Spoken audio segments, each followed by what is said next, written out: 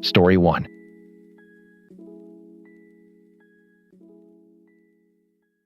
My father died on a Tuesday, and I'm sitting here in a solicitor's office in Leeds, staring at a number on a piece of paper, and the number is 11,432 pounds.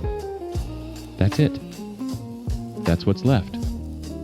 That's what 4 of us spent 6 years destroying each other over. But I'm getting ahead of myself. My name is Claire Hale. I'm the second oldest of 4. My father, Gordon Hale, was a retired management accountant who lived in a semi-detached house in Horsforth, drove a 12-year-old Volvo, and kept a vegetable garden that was frankly immaculate. He was quiet, methodical, the kind of man who ironed his pajamas. And he was. I now understand the most dangerous person I have ever known. Not because he was violent, not because he screamed or threatened, but because he understood people, his own children specifically, better than we understood ourselves. And he used that understanding like a scalpel. It started, as far as I can reconstruct it, about 6 years before he died. Dad was 71, recently widowed, and in reasonable health.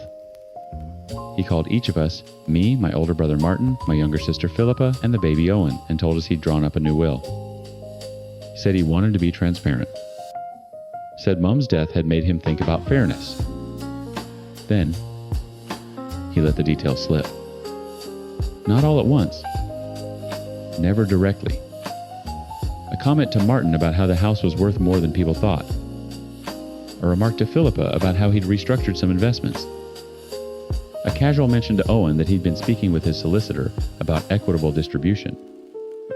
Each of us got a slightly different picture. Each of us believed we knew something the others didn't. And that was the trap. The first will, or at least the first version any of us heard about, left the bulk of the estate to Martin. Made sense on paper. He was the eldest. He'd help Dad with Mum's care at the end. But 6 months later, Dad revised it. This time, Philippa's name came up more prominently. She'd been visiting every Sunday, bringing the grandchildren, making herself indispensable. I remember the phone call from Martin. His voice was tight, controlled the way it gets when he's furious but won't admit it. "Has Dad said anything to you about the will?" he asked. I said no. That was a lie. Dad had told me just the week before that he was thinking of leaving me the house. Specifically the house. He said I was the only one who'd appreciate it. I believed him. God help me, I believed him. What happened next unfolded slowly, like water damage, invisible until the structure starts to buckle. Martin stopped speaking to Philippa. He was convinced she was manipulating Dad, angling for a bigger share. Philippa, meanwhile, had heard from Owen that Martin was pressuring Dad to add him as a co-signer on the investment accounts. Owen told me this in confidence. I told my husband David. David mentioned it to Martin's wife Sarah at a family barbecue after too many beers. And that's when the first marriage started to crack. Martin accused Sarah of disloyalty. Sarah said she was tired of the whole family treating the inheritance like a state secret. They separated for 3 months, got back together, separated again. They're divorced now. 2 kids caught in the middle. Meanwhile, Owen and Martin had been running a small property renovation business together. Nothing huge, 2-3 flips a year. It worked because they trusted each other. But Dad, in one of his little informational drip feeds, told Owen that Martin had been asking questions about whether business assets could be counted against his inheritance share. Owen panicked. He pulled funding from a project mid-renovation. Martin was left holding a half-gutted terrace house in Armley and a £60,000 bridging loan. The business collapsed within 4 months. Owen and Martin haven't spoken since. That was 3 years ago. And Philippa. Sweet, anxious Philippa who just wanted everyone to get along. Dad told her, and I only learned this after he died, that I had been lobbying to have her share reduced because of her husband's bankruptcy. I had done no such thing. I didn't even know her husband had gone bankrupt. But Philippa believed it because Dad delivered every lie wrapped in the language of reluctant honesty. I shouldn't be telling you this, but I think you deserve to know. That was his signature phrase. His weapon of choice. Philippa cut me off completely. Blocked my number. Sent back a Christmas gift unopened. I spent an entire year not knowing why my sister wouldn't speak to me. When I finally cornered her at Dad's 75th birthday, she screamed at me in the kitchen. Called me a snake. Said I'd always been jealous of her family. I screamed back. I said things I can't take back.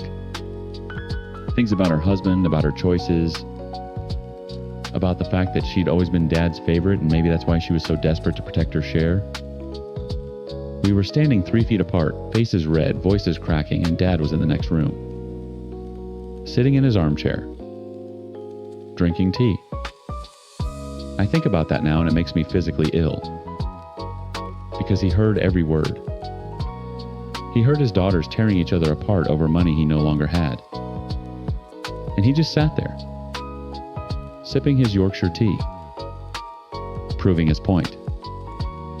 The last 2 years of his life, none of us were speaking to each other. Not properly. Martin was bitter and broke. Owen was riddled with guilt but too proud to apologize. Philippa had built a fortress of righteous anger.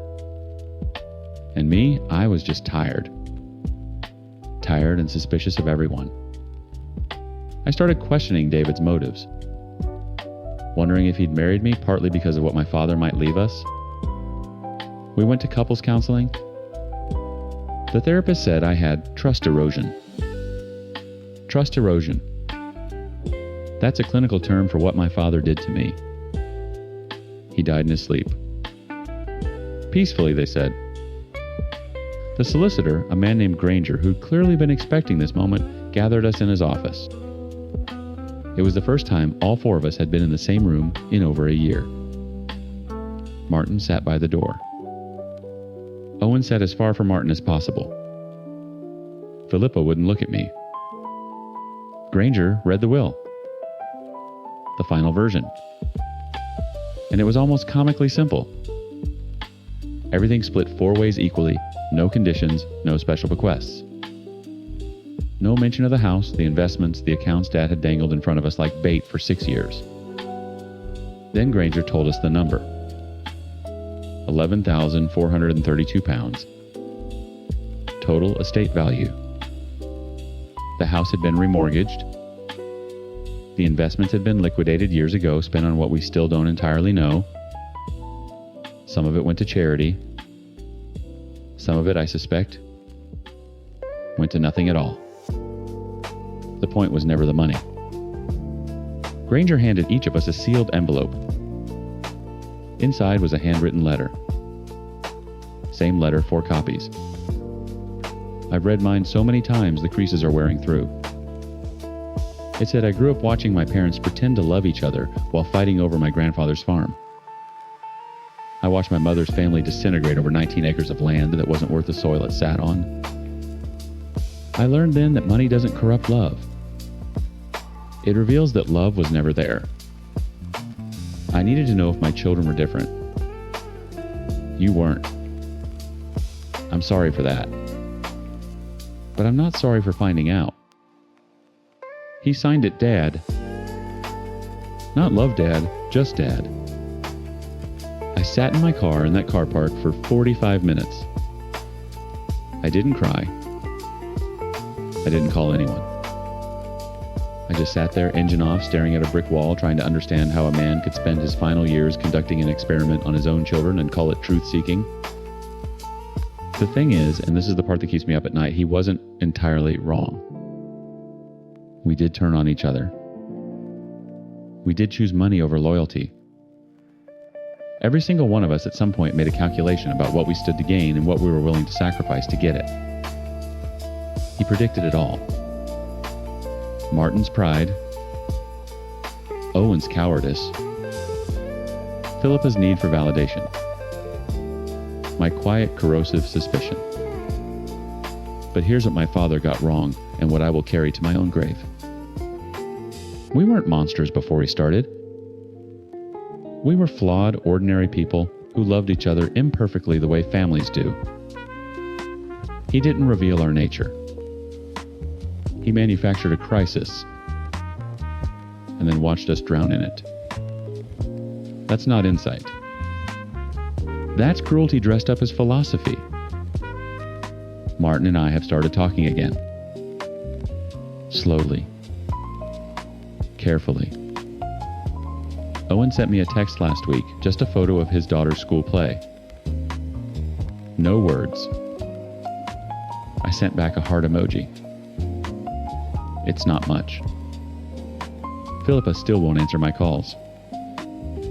And my father, my quiet, methodical, pajama ironing father, got exactly what he wanted.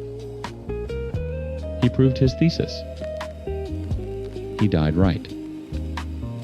And we're the ones left here trying to figure out if he was a monster or just the only honest man in the family. I still don't know the answer.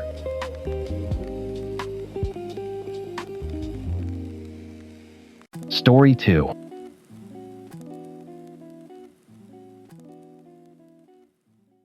I signed my resignation letter at 11:47 p.m. on a Tuesday in February, sitting in the break room of the cardiac ICU at Mercy General Baltimore. My hands weren't shaking. That's how I knew it was real. 2 years of shaking hands of crying in my car before shifts of popping Tums like candy because my stomach lining was basically decorative at that point, and now nothing. Just calm. The kind of calm that comes when you've already died inside and the paperwork is just a formality. I slid the letter under the nursing director's door, walked back to the unit, and finished my shift. 12 hours. 4 patients. 1 code blue that we lost. Business as usual. When I clocked out that morning, the sky was that weird yellow-gray color that Baltimore gets before something biblical rolls in. The weather apps were screaming about a historic winter storm. I didn't care. I had 14 days left. 14 days and I'd never have to see Denise Hartwell again. Let me tell you about Denise. Charge nurse cardiac ICU going on 11 years. 5'2" reading glasses on a beaded chain voice. Like a kindergarten teacher explaining why you can't have more juice. And underneath all of that, the most methodically cruel person I have ever met in my life. I'd tried to transfer out of that unit 6 times. 6. Twice to the ER, once to the NICU, once to outpatient surgery, twice to other hospitals in the system. Every single time something went wrong. A recommendation letter that arrived late. An evaluation that mentioned concerns about reliability I'd never been told about. A shift conflict that mysteriously appeared on the schedule the week of my interview. I thought I was unlucky. I thought the universe was telling me to stay. Then my friend Keisha in HR pulled me aside one night in the cafeteria and told me the truth. Denise had been calling the hiring managers. Every time. Poisoning the well before I even had a chance to interview. Telling them I had attendance issues, attitude problems that I'd been written up, none of which was true. She'd been doing it for 2 years. When I asked Keisha why, she just looked at me with this tired expression and said, "Because you're good, Maya. You're really good." And she doesn't want to lose a good nurse on her numbers. That's when I stopped trying to transfer and started planning to quit. The storm hit at 4 a.m. the next morning. Not a gentle accumulation. A full-blown nor'easter that dumped 19 inches in 6 hours, with wind gusts that knocked out power to half of East Baltimore. I was home in my apartment watching the transformer across the street explode in a shower of blue sparks when my phone rang. It was the hospital's automated emergency system. Code white. All essential personnel report immediately. The backup generators had failed, not all of them, but enough. The ICU was running on partial power, and they were activating the emergency staffing protocol. Maryland law is very specific about this. During a declared medical emergency, licensed nursing staff who are on the active roster can be placed on a mandatory hold. You cannot leave. You cannot refuse. If you walk out, you lose your license. Not your job, your license. The thing that took me 4 years of school and 2 board exams to earn. I called the unit. I called the nursing director. I called the staffing office. Every single one of them told me the same thing: my name was on the emergency hold list. report by 0600, or face disciplinary action. I hadn't been on the emergency hold list when I checked 2 days ago. I know because I checked specifically knowing the storm was coming, knowing I just put in my notice. Denise had added me overnight. I drove to the hospital in whiteout conditions, my Honda Civic fishtailing through intersections where the plows hadn't come yet. The parking garage was half empty because most of the day shift couldn't make it in, which was exactly the problem. When I walked onto the unit, it was chaos. Half the monitors were dark. They'd moved patients into a cluster near the functioning outlets, beds crammed together like a field hospital. The ventilators were on battery backup and the batteries had maybe 4 hours left. Denise was at the nurse's station calm as Sunday morning, wearing her reading glasses and sipping from her world's best nurse mug. She looked up at me and smiled. Maya. Thank God. We're so short-staffed. I stared at her. I put in my resignation yesterday. I know, honey. But you're still on the active roster for 14 more days. And we need you. She tilted her head, that kindergarten teacher tilt. Unless you want to walk out on your patients during a crisis. She knew exactly what she was doing. She'd been planning it from the moment she saw my letter. Maybe before. Maybe she'd been watching me for weeks, waiting for me to finally try to leave so she could prove one last time that I couldn't. The next 72 hours were the worst of my career. And I've coded a 19-year-old gunshot victim on Christmas Eve, so that's saying something. We had 22 critical patients and 4 nurses. 4. For a unit that's supposed to run on a minimum of 8. The power flickered constantly. We lost 2 ventilators completely and had to handbag patients in shifts, literally standing there squeezing an ambu bag for hours because there was nothing else keeping them alive. My shoulders seized up around hour 16. I switched to my left hand. By hour 20, I couldn't feel my fingers on either side. Denise didn't bag anyone. Denise managed the schedule, answered the phone, and documented. Always documenting. I watched her note every time someone took a bathroom break, every time someone sat down for 30 seconds. Building her file, protecting herself. At hour 31, we lost Mr. Abernathy. Room 4. 78 years old, triple bypass 6 days prior, and his arterial line had been reading garbage for hours because the monitor kept losing power. By the time we caught the real bleed, it was too late. I did compressions until my arms gave out, and then Tanya, the travel nurse, who'd been on for 20 hours straight, took over, and then we called it. I walked into the supply closet, and I broke. Not crying. Something deeper than crying. This sound came out of me that I didn't recognize, like something structural had finally given way. And that's where Denise found me. She opened the door, looked at me crumpled between the ivy poles and the linen cart, and she said, I will never forget this. She said, Maya, I need you back on the floor. We don't have time for this. I stood up. I looked at her. And something in my face must have changed because she took a step back. I know what you did, I said. The transfers. All 6 of them. I know you called every single hiring manager and lied about me. I know you added me to the hold list after I resigned. And I know you're documenting every mistake on this shift so you can blame the staffing failure on us instead of on you. She opened her mouth. I didn't let her speak. Mr. Abernathy is dead because we had 4 nurses for 22 patients. That's your staffing decision. That's your hold list. That's your name on the charge sheet. And when this storm is over, I'm not just quitting this unit, Denise. I'm filing a formal complaint with the Board of Nursing, and I'm giving them every email, every schedule change, every transfer denial with your fingerprints on it.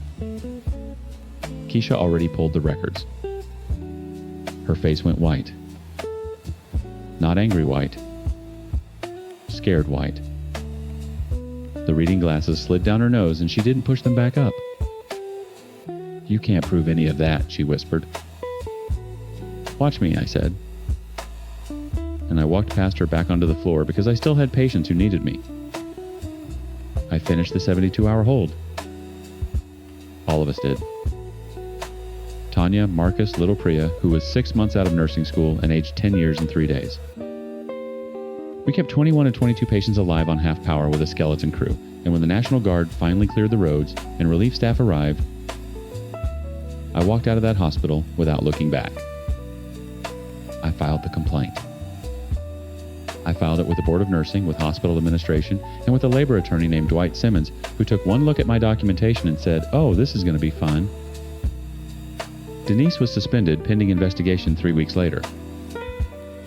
By April, she'd been removed from her charge position. The hospital settled with me out of court for an amount I'm not allowed to disclose, but I will tell you it covered my student loans and then some. I'm a nurse at Johns Hopkins now. Trauma unit. Different hospital, different culture, different life. My hands don't shake anymore, my stomach doesn't burn. I sleep through the night most nights, which feels like a miracle after years of waking up at 3 a.m. with my heart pounding, dreading a shift that was still 12 hours away.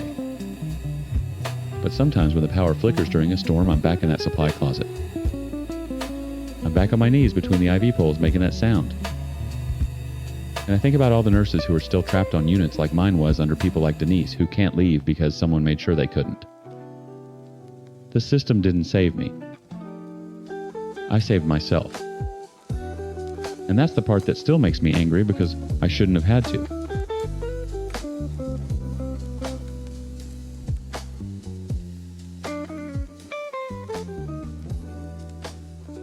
Story 3.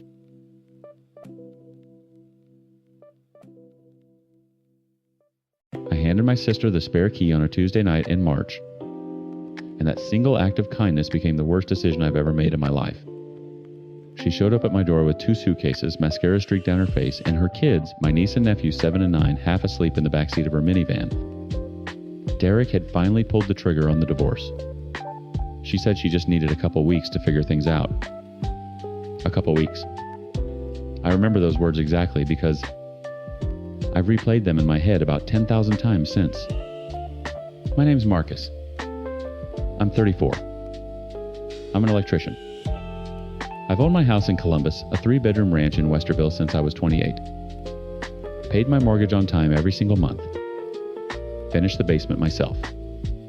Framed it, drywalled it, ran the electrical, put in a full bathroom. That basement was nicer than most apartments. And I gave it to my sister Danielle because that's what family does. Or at least that's what I thought family does. The first 2 weeks were fine. Danielle kept to herself mostly. The kids were polite. I'd come home from a job site, there'd be dinner on the stove sometimes, and I thought, okay, this is working. She was looking at apartments on her phone. She mentioned a place in Reynoldsburg. I didn't push. Week 3 is when things started shifting. Little things. She rearranged my living room furniture. Didn't ask. She signed up for Amazon deliveries using my address, not temporarily, but as her primary. I found mail from the school district addressed to her. I picked it up, looked at it, and my stomach dropped. She had enrolled both kids at Charrington Elementary, using my address. Without saying a single word to me about it, I confronted her that night. Tried to keep it calm. I said, Danielle, you enrolled the kids here. She didn't even flinch. She said, they need stability, Marcus. I can't keep bouncing them around. I told her I understood that, but she couldn't just use my address for school enrollment without asking me. She looked at me like I was being unreasonable. Like I was the problem. That was the first time I felt the ground shift under me. A week later, I came home from work on a Friday. I went to open the basement door, the one at the top of the stairs that leads down from my hallway, and my key didn't work. I tried it again. Nothing. I jiggled it, thinking maybe the lock was sticking. Then I looked closer. She had changed the lock. On a door inside my own house. I knocked. Danielle opened it with this look on her face. Not guilty, not apologetic. Defiant. She said the kids needed privacy. She said she'd bought a better lock because the old one was flimsy. I stood there in my own hallway, locked out of my own basement, and I didn't even know what to say. I told her to change it back. She said she would. She didn't. The next Sunday, I went to my mom's house for dinner, same as every week. My brother Terrence was there, my Aunt Patricia, a few cousins. Normal Sunday. Except when I walked in, my cousin Keisha pulled me aside and said, "Congrats on the house thing with Danielle." I said, "What house thing?" Keisha looked confused. She said Danielle had told everyone that I had agreed to make her co-owner of the house, that it was a family arrangement, that we were going to split the mortgage and she was going to live there long-term with the kids. I felt my blood go cold. I walked into that kitchen and looked at Danielle sitting at the table buttering a roll like nothing was wrong, and I said, "Can I talk to you outside?" She said, "After dinner." I said, "Now." We stood on my mother's back porch, and I told her she had no right to tell people she was co-owner of my house. She said, "I didn't say co-owner, I said we had an arrangement."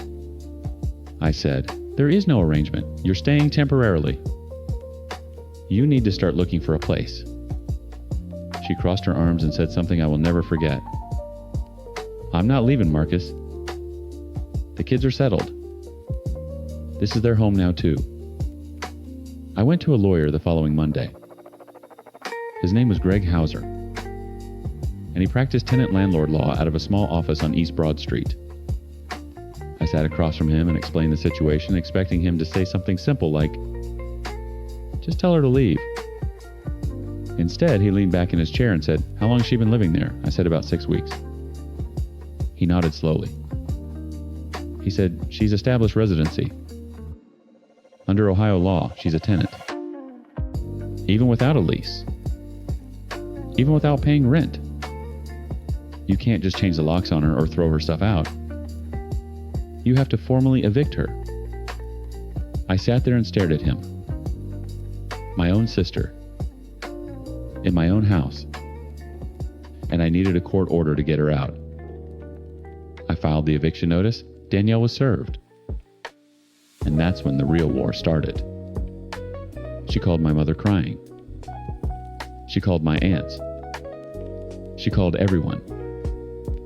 Within 48 hours, I had 7 family members blowing up my phone telling me I was heartless, I was cruel, I was punishing those kids. My mother called me and said, "Marcus, she's your sister. She has nowhere to go." I said, "Mom, she changed the locks on my basement door. She told people she owns my house." My mother said, "She's going through a divorce. You need to have compassion." Compassion. I had given her compassion. I had given her a free place to live, free utilities, free everything. And she repaid me by trying to take my house. The eviction process in Ohio is not fast. Danielle got a legal aid attorney. She contested the eviction. She claimed she had a verbal agreement with me, a verbal agreement that she could stay indefinitely. Her attorney filed motions. My attorney filed responses. The court date got pushed back. Then pushed back again. Meanwhile, I was living upstairs in my own house with my sister and her kids in the basement, and we weren't speaking. The tension was suffocating. I'd hear her TV through the floor at midnight. I'd find her kids' cereal bowls in my sink. She started using my washer and dryer at all hours. She parked her minivan behind my truck in the driveway, so I had to ask her to move it every morning before work. Every single Sunday, my mother would look at me across the dinner table with these sad, disappointed eyes. She never once looked at Danielle that way. Not once.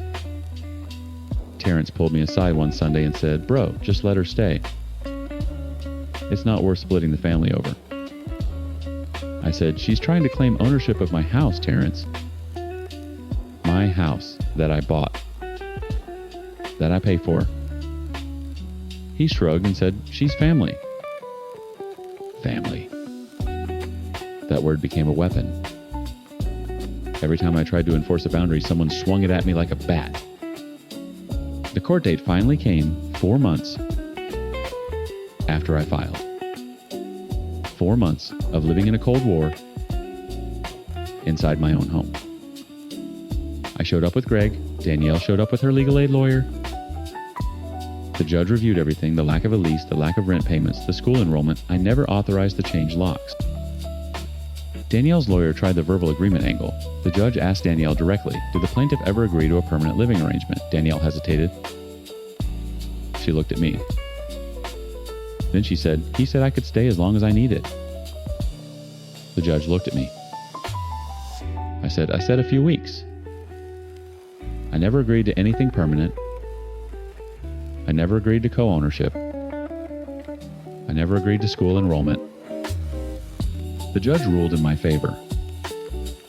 Danielle had 30 days to vacate. She didn't speak to me for the rest of that month. She moved out on day 29 into a 2-bedroom apartment in Whitehall that my mother co-signed for. On her way out, she left the basement trashed. Holes in the drywall. Stains on the carpet I'd installed myself. The bathroom faucet was leaking. She'd never told me. There was a note on the counter. It said, "Hope you're happy." I spent the next 2 weekends repairing what she'd damaged. Patching walls, replacing carpet, fixing the faucet. Working in silence in a space I had built with my own hands, a space I had offered freely out of love. My mother still brings it up at Sunday dinner. She says I tore the family apart. She says Danielle is struggling. She says those kids miss their uncle. And every time I sit there and eat my food and say nothing because I learned something in those 4 months that no one in my family wants to hear, love without boundaries isn't love. It's an invitation to be consumed. I still own my house. I still pay my mortgage on time. The basement is finished again, clean, quiet, and empty. And the spare key sits in my junk drawer where it will stay. I'm never handing it to anyone again.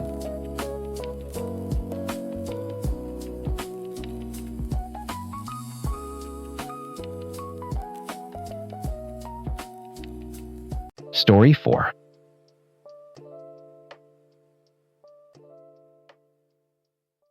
I thought I was going to change the world.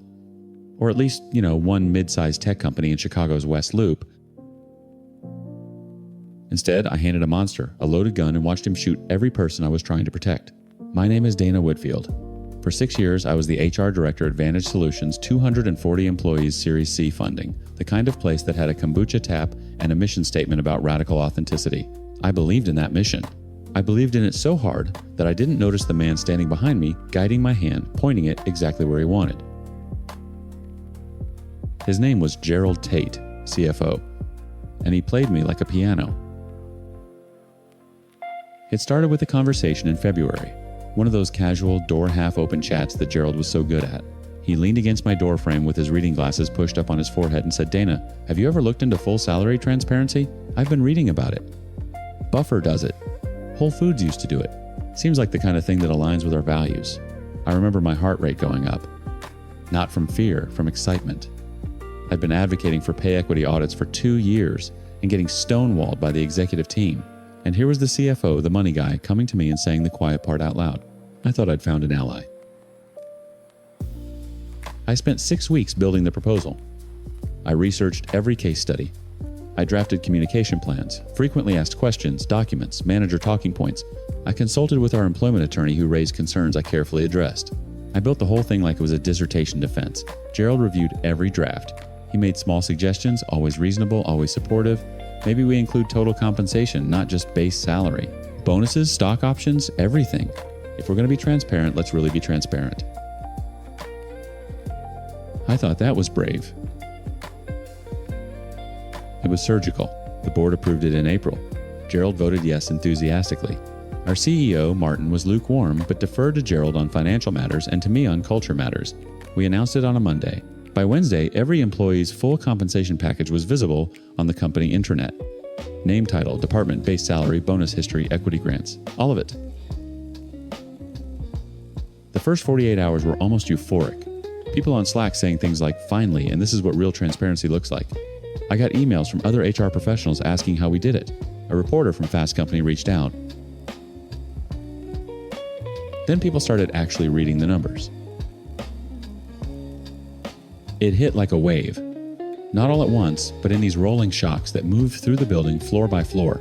2 women in engineering discovered they were making $31,000 less than a male colleague hired after them with fewer credentials. A black senior developer saw that his white counterpart, same title, same tenure, had received stock options he'd never been offered. A team lead in marketing realized the person she'd been mentoring for 3 years was making more than her. The anger was legitimate. I want to be clear about that. The inequities were real, they were systemic, and they were indefensible. I had known there would be gaps, I had expected discomfort. What I hadn't expected was the speed at which legitimate grievance would curdle into something personal and vicious. Friendships that had survived a decade of office politics collapsed in a single afternoon. 2 guys in DevOps who went to each other's kids' birthday parties stopped speaking entirely when one discovered the other made $22,000 more. A woman in sales told her cubicle neighbor, her best friend at the company, "I can't even look at you right now." People weren't mad at the system. They were mad at each other, as if their colleagues had personally stolen from them. And through all of it, Gerald Tate sat in his glass-walled office on the 4th floor watching. Within 2 weeks, he announced what he called the Pay Equity Restructuring Initiative. He framed it beautifully. He stood in front of the all-hands meeting and said the transparency policy had revealed unacceptable disparities and that the company had a moral obligation to act. People applauded. I applauded. The restructuring started with the highest paid employees. Gerald's argument was elegant, the budget was finite, and to raise underpaid workers, you had to address outliers at the top. He presented charts. He used words like compression and market recalibration. He made it sound like math. But I started noticing something. The outliers being targeted weren't random. They were specific people. Tom Kerrigan, VP of Engineering, who had clashed with Gerald over infrastructure spending for years. Sandra Liu, Director of Product, who had openly questioned Gerald's budget projections in a board meeting. Raj Mehta, a senior architect who had filed a formal complaint about Gerald's attempt to offshore his entire team. Every single person Gerald had wanted gone for the past 3 years was suddenly on the restructuring list. Not fired, that would be too obvious. Restructured, given the choice between a 40% pay cut or a generous severance package. Most took the severance. Who wouldn't? I pulled the data myself on a Thursday night when then the office was empty. I cross-referenced the restructuring list with Gerald's internal emails, the ones I had access to through HR's compliance archive. The pattern was undeniable. He hadn't identified outliers based on market data. He'd built the market data around the people he wanted to eliminate. The salary bands he cited were cherry-picked from surveys that excluded our actual competitor set. He'd used a compensation benchmarking firm that I later discovered his college roommate owned. I sat in my office at 11 p.m., staring at my screen, and I felt something I can only describe as the floor dropping out from under my entire identity. He had used me, not just casually, not just opportunistically. He had engineered the entire thing. That February conversation wasn't spontaneous. I found a calendar entry from January showing he'd scheduled it 2 weeks in advance. His suggestions to include bonuses and equity weren't about thoroughness. They were about maximizing the visible gaps that would justify the cuts he'd already planned. He had greenlit my idealism because my idealism was the perfect weapon. I went to Martin, the CEO. I sat across from his desk and laid it all out. The emails, the benchmarking fraud, the pattern. Martin listened. He nodded. He took off his glasses and rubbed his eyes. Then he said, "Dana Gerald just saved this company $3.2 million in annual payroll. The board thinks he's a genius.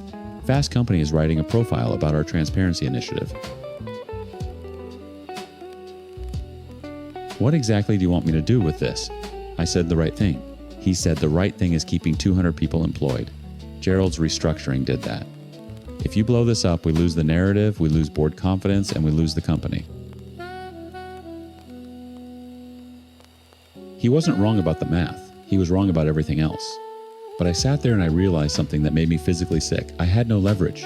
If I went public, I'd be the woman who implemented the policy that destroyed people's careers.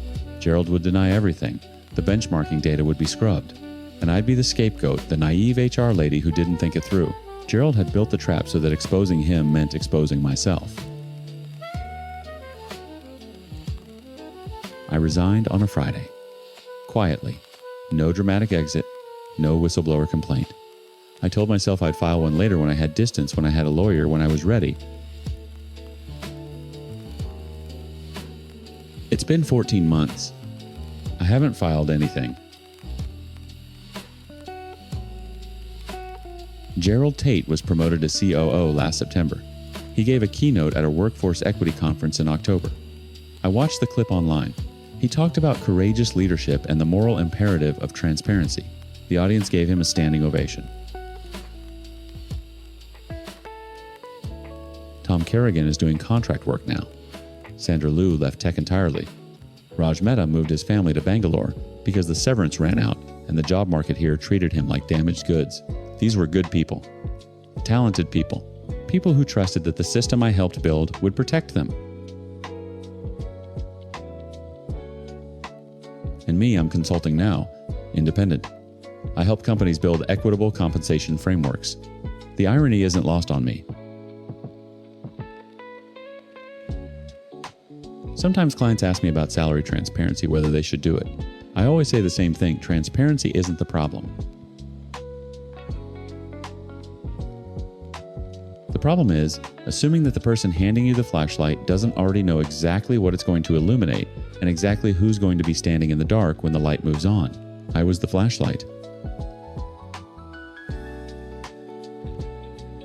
Gerald was the hand. And I still can't decide which one of us did more damage.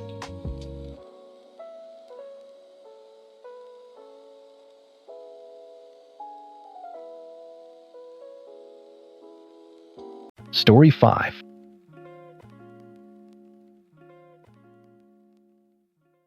My mother taught 4th grade for 37 years. She knew every kid in Emporia, Kansas by name. She knew their parents. She knew their dogs. And when she died last October, at 81 years old, she left everything: the house, the savings, the land my grandfather farmed, to the Flint Hills Animal Rescue. Every last penny. I wasn't surprised. My sister wasn't surprised. The only person who was surprised, or at least pretended to be, was our brother Dale, because Dale had other plans.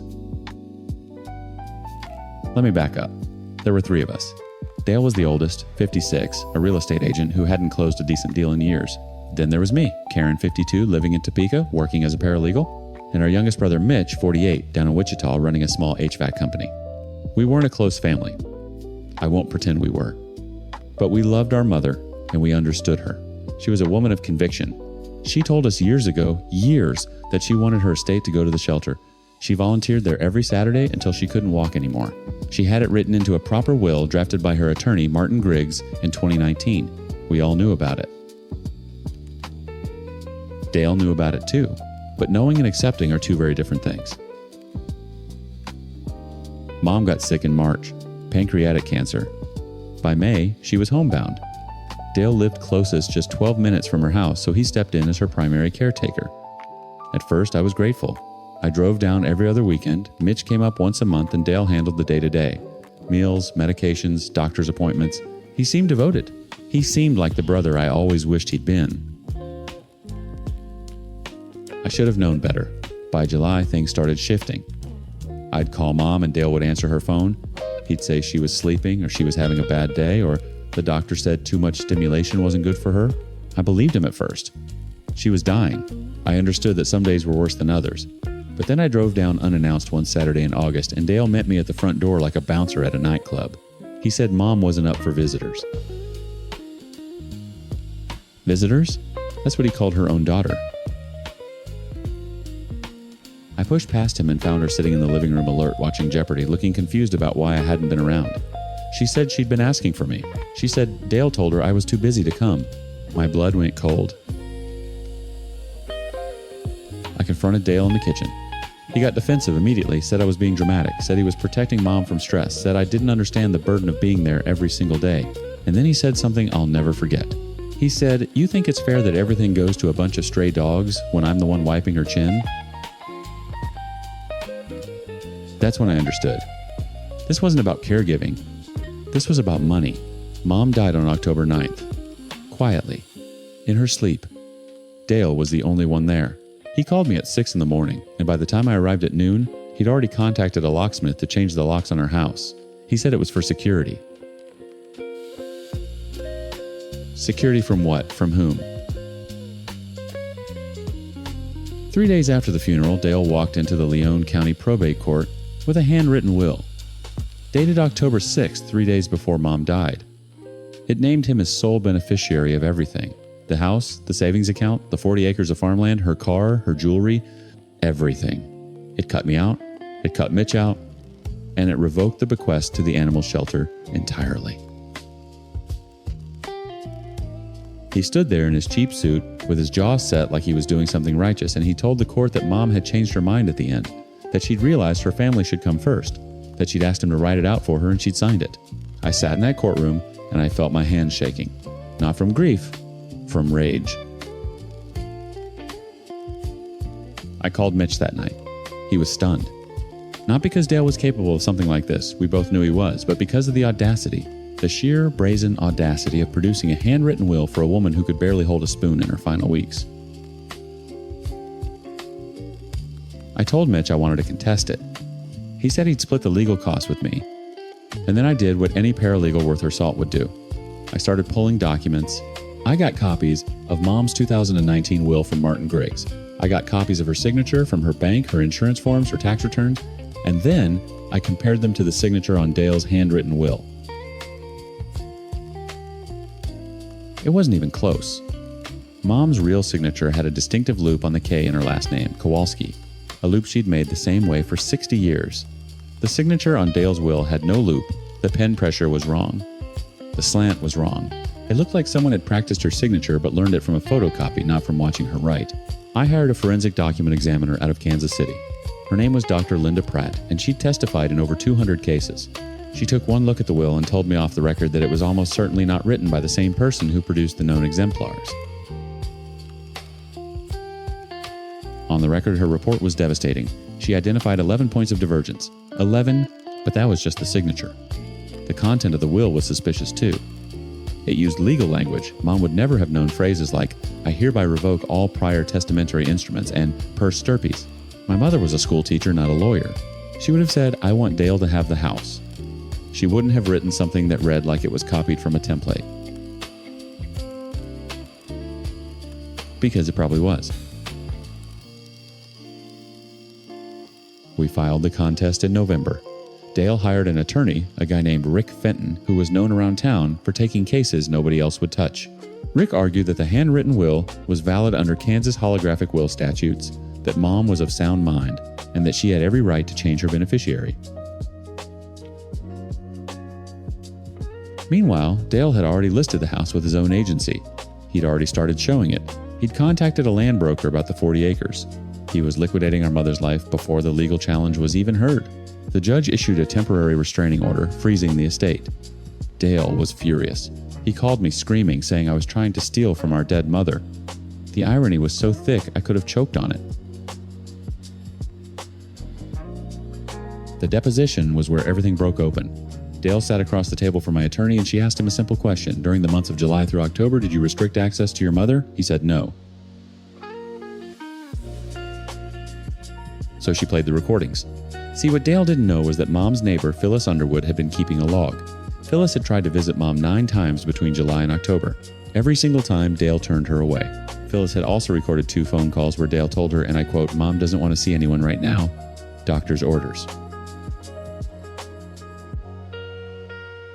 My attorney then produced a letter from Mom's oncologist stating that he had never issued any such instruction and that, in fact, social engagement was encouraged for patients in her condition. Dale's face went white. Then came the bank records.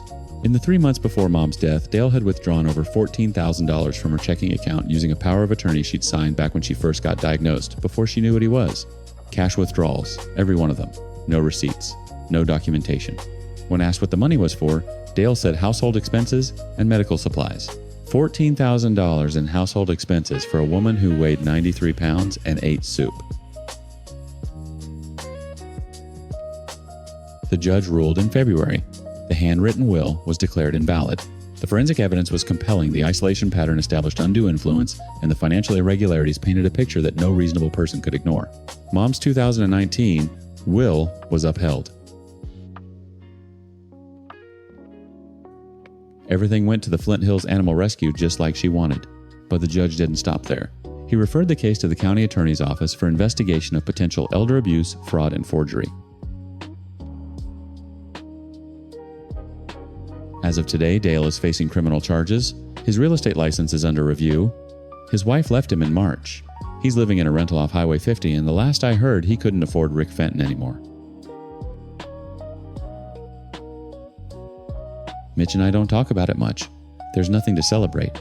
Our mother is dead. Our brother is a criminal. And the house where we grew up is being sold to fund spay and neuter programs and kennel expansions. Some people ask me if I'm bitter that we didn't inherit anything. I'm not. Mom made her choice with a clear mind and an open heart years before Dale ever got his hands on her. She loved those animals.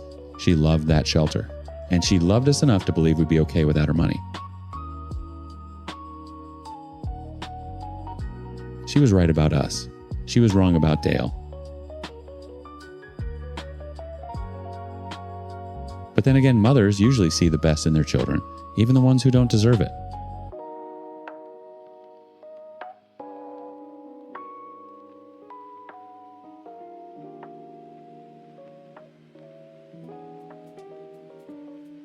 Story 6.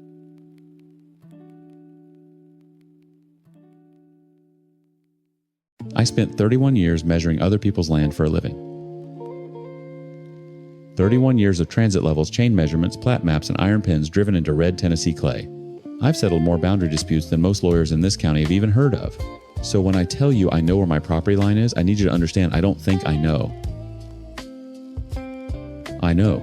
And that's why when I stood on my back deck one Saturday morning last October, with a cup of coffee going cold in my hand, watching my new neighbor's contractor pour gravel exactly 18 inches past the survey pin I'd set, myself, when I bought this house, something inside me went very, very quiet.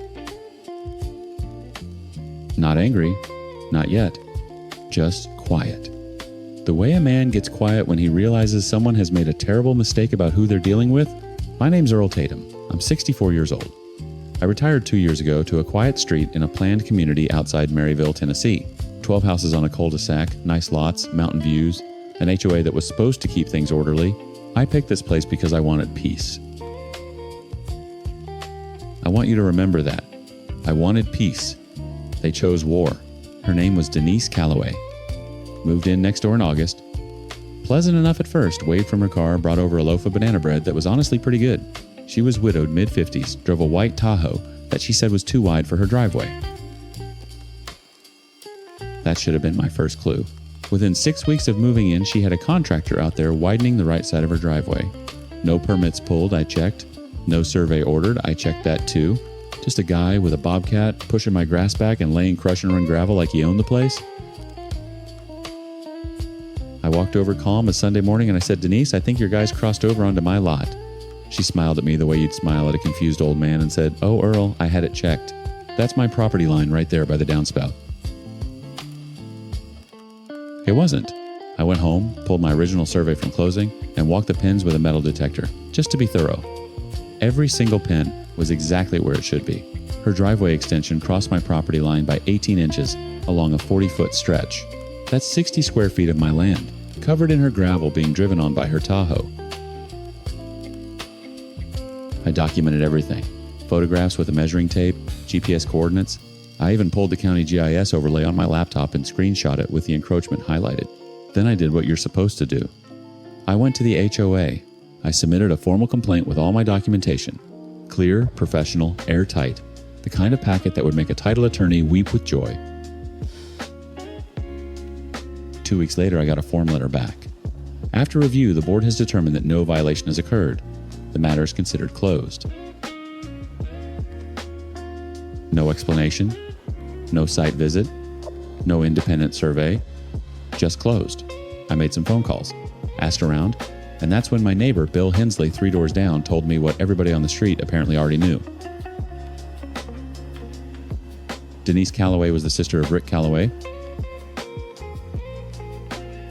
Rick Calloway was the HOA board president. Now it made sense. The quick dismissal. The refusal to even look at the evidence. I wasn't fighting a neighbor over a driveway. I was fighting a family. And this family, I would soon learn, had been running this neighborhood like a private kingdom for over a decade. I could have hired a lawyer right then. Could have filed a civil suit and let the courts sort it out. But here's the thing about small-town legal fights. They're slow, they're expensive, and the other side knows it. Rick Calloway owned a title company in town. He had lawyer friends. He had connections at the county office.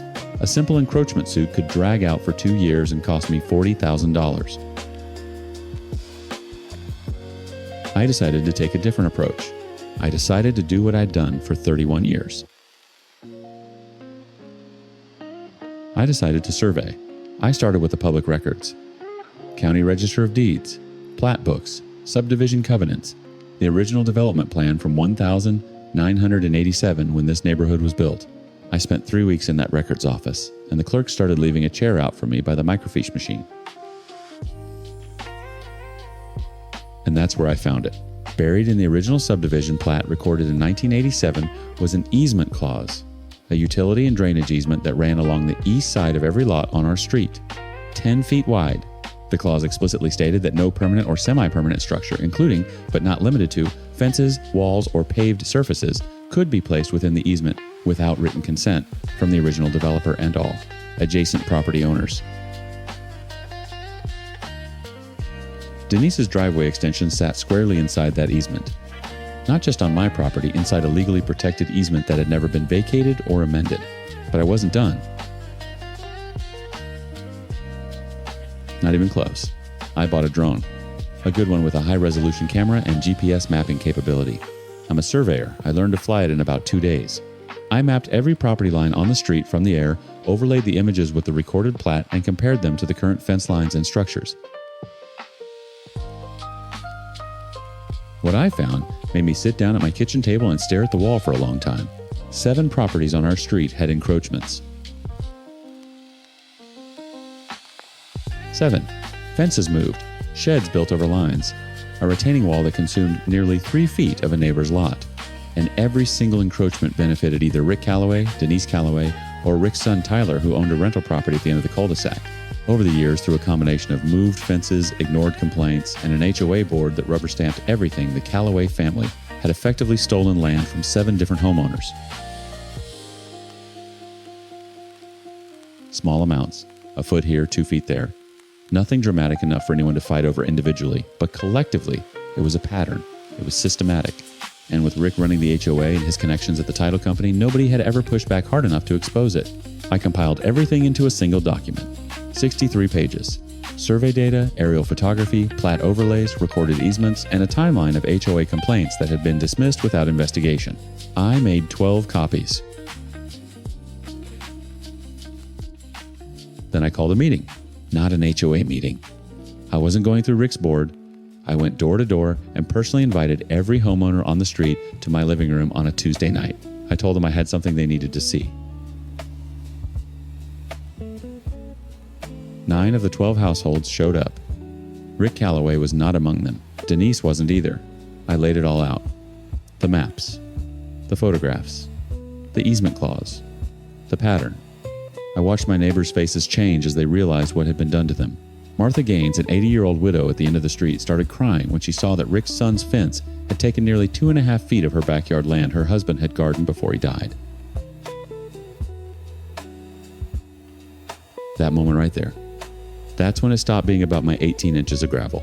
The next morning, I hand-delivered my 63-page report to 3 places simultaneously: the County Code Enforcement Office, the State Real Estate Commission, since Rick held a title agent's license, and a real estate attorney in Knoxville named Patricia Dunbar, who 7 of us had collectively retained the night before.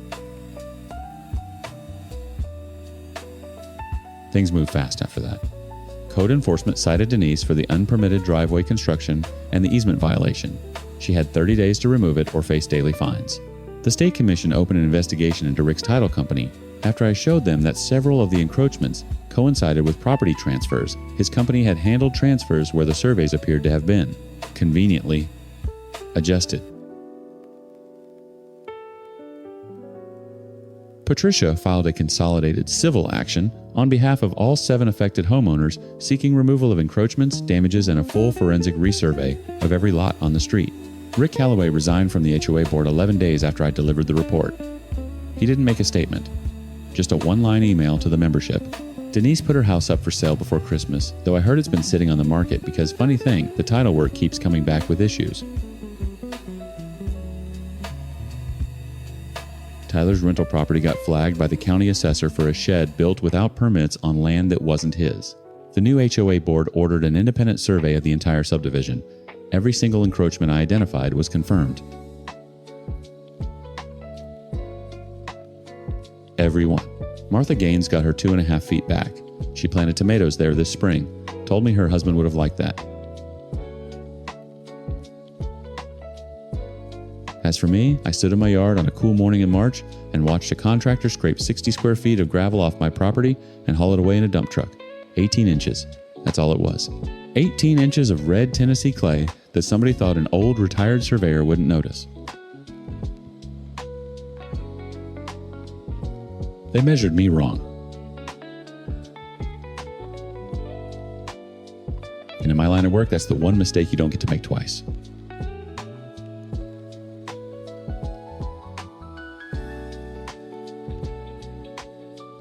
Story 7.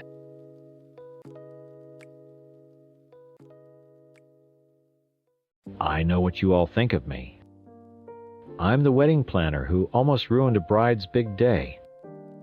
The incompetent, unprofessional mess who got fired a week before the wedding. I've seen the comments. I've heard the whispers. My business is probably finished, and honestly, maybe it should be. But I just want to explain my side. Not for forgiveness, just for a second of understanding. Before all this, I was sober. I had been for years. I had built a business from nothing, one that I was proud of. Then the pandemic hit. It was like watching my entire life's work get washed away in slow motion. Every cancellation call felt like a punch to the gut.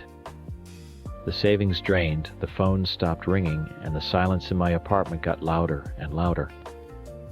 That old familiar screaming in my head started up again. A tiny voice that said times, "You're not good enough, you're going to fail, you're a fraud." Asterisks. I started small. A pill to help me sleep. Just one. Then another to stop my hands from shaking in the morning. I told myself it was temporary. I was just managing the stress until things got back to normal. When this bride, Sarah, hired me, it felt like a lifeline. It was my first big wedding since the world fell apart. I needed it. Not just the money, but the feeling of being useful again. The feeling that I could still do this, that I hadn't completely lost my touch. We had the site meeting in June. Sarah was sweet, but you could tell her mind was a million miles away. Her sister had just gotten a terrible diagnosis, and she was carrying the weight of the world on her shoulders. Then the florist walked in. Let's call her Anna. Anna wasn't just a florist. She was a local legend, and she knew it. She walked into that venue like she owned it, talking down to the staff and making little comments about how she was squeezing us into her impossibly busy schedule. Every word out of her mouth made me feel smaller. She talked about her flowers like they were precious artifacts, about how her costs were non-negotiable, about how her art was perishable. I felt like I was back in high school, facing down the popular girl who had decided I wasn't cool enough. The old shame started creeping up my spine. When her proposal came in, it was insane. The price was astronomical, and there was zero room for changes. I saw Sarah's face fall. With her sister's medical bills, this was a huge stretch. I put my hand on her arm and said the words I would come to regret. Don't worry. We'll figure it out. That's my job. But I wasn't figuring anything out. my days became a blurry mess of anxiety and pills. I wasn't sleeping right. I'd wake up in a cold sweat, my heart pounding, convinced I'd forgotten something critical. Sarah was understandably completely consumed by her family crisis. She'd cancel meetings at the last minute or just text me, "I trust you. Just handle it. Pick something beautiful." It was a planner's dream and an addict's nightmare. Total control with no one checking my work. The perfect environment for me to fall apart in private. On September 1st, Sarah's fiancé Mark met me for coffee and handed me a stack of checks for the vendors. They were all there, clipped together in a neat little pile. Looking at them, I felt a huge wave of relief wash over me. I can still fix this, I thought. I can pay everyone, get everything locked in, and pull this off. It was a second chance. I put the checks into the main pocket of my leather client binder, the one I take with me everywhere. I got home and started addressing the envelopes. The caterer, the DJ, the photographer, the venue, and then I got to the florist. I reached into the binder pocket and my fingers found nothing. Panic hit me like a physical blow. A cold, sharp dread that stole the air from my lungs. I emptied the binder, shaking it out. Nothing. I tore my office apart. I went through every file, every drawer, every pile of paper. I searched my car, pulling up the floor mats, digging under the seats. I went through my house like a tornado. The check was just gone. How do you call a bride who is sitting by her sister's hospital bed and tell her you lost a check for thousands of dollars? How do you admit that kind of screw-up? And more than that, how could I possibly call times Anna times I? Could already hear the condescending tone in her voice. See the look of disgust on her face. She already thought I was a joke. This would just prove it. So I did the worst thing possible. I did nothing. I told myself it would turn up, that I must have put it somewhere safe and just forgotten. When days passed and it didn't, I created a new plan. I'd wait for my next client payment to come in and I'd just pay her myself. I'd write a check from my own business account and no one would ever have to know. I could still fix this. I just needed a little more time. Anna started emailing. At first they were polite. "Hi, just following up on the contract and deposit." I ignored them. Then they got a little more pointed. "Hi, I need the deposit by the end of this week to hold your date." I let that one sit in my inbox, a glowing red mark of my failure.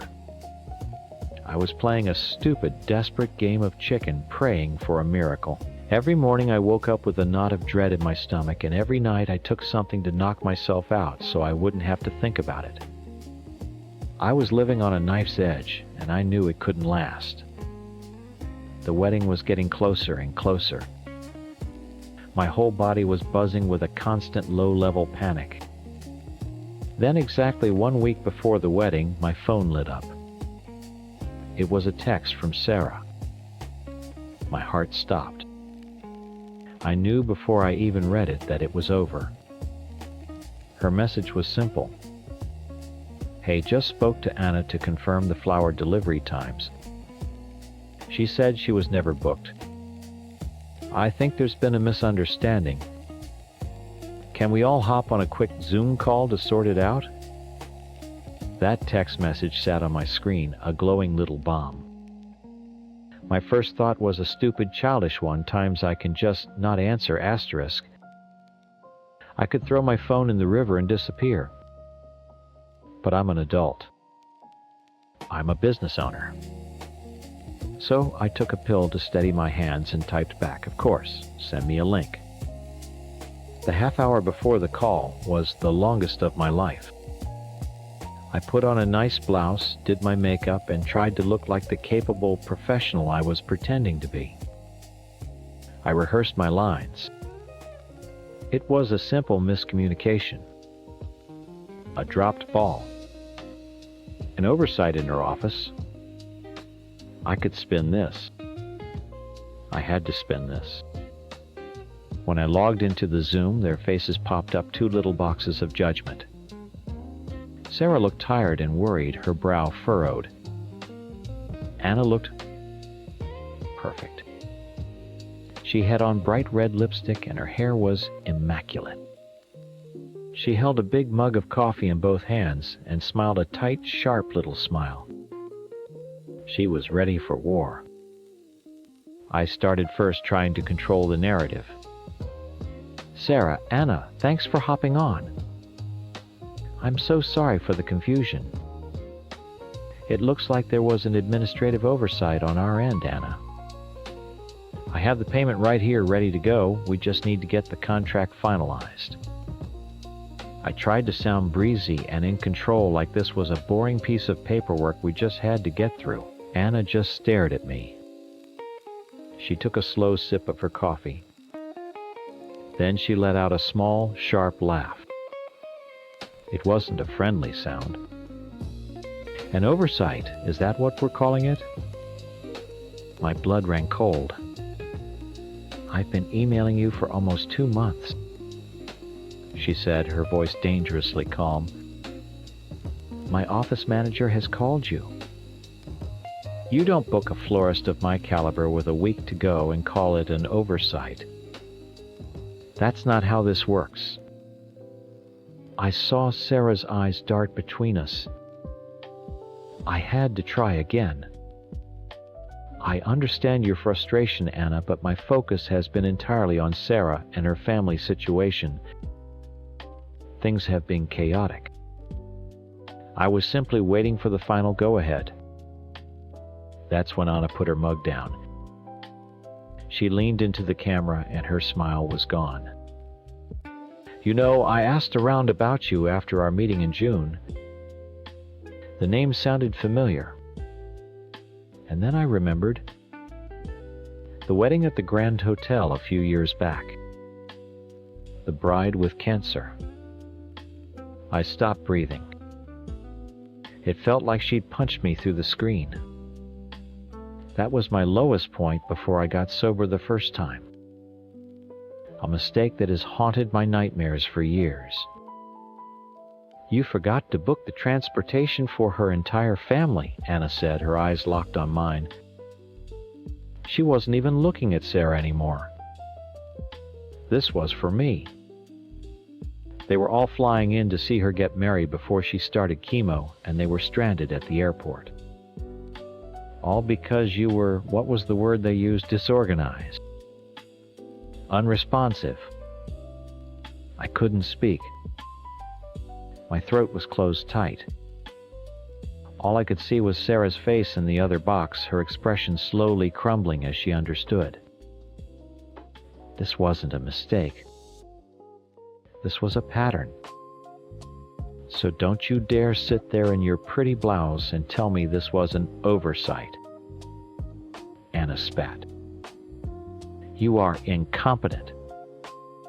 And I will personally make sure that every vendor, every venue, and every future bride in this city knows my name and knows to never, ever work with yours.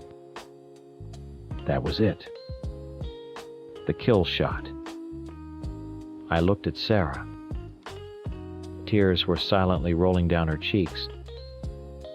Her voice was quiet, but it cut through everything. You're fired, she said to me. She wiped her face with the back of her hand and then turned to Anna. Can you help me, please? I'll pay whatever you want. I didn't wait to hear Anna's triumphant reply. I just moved my mouse and clicked Leave Meeting.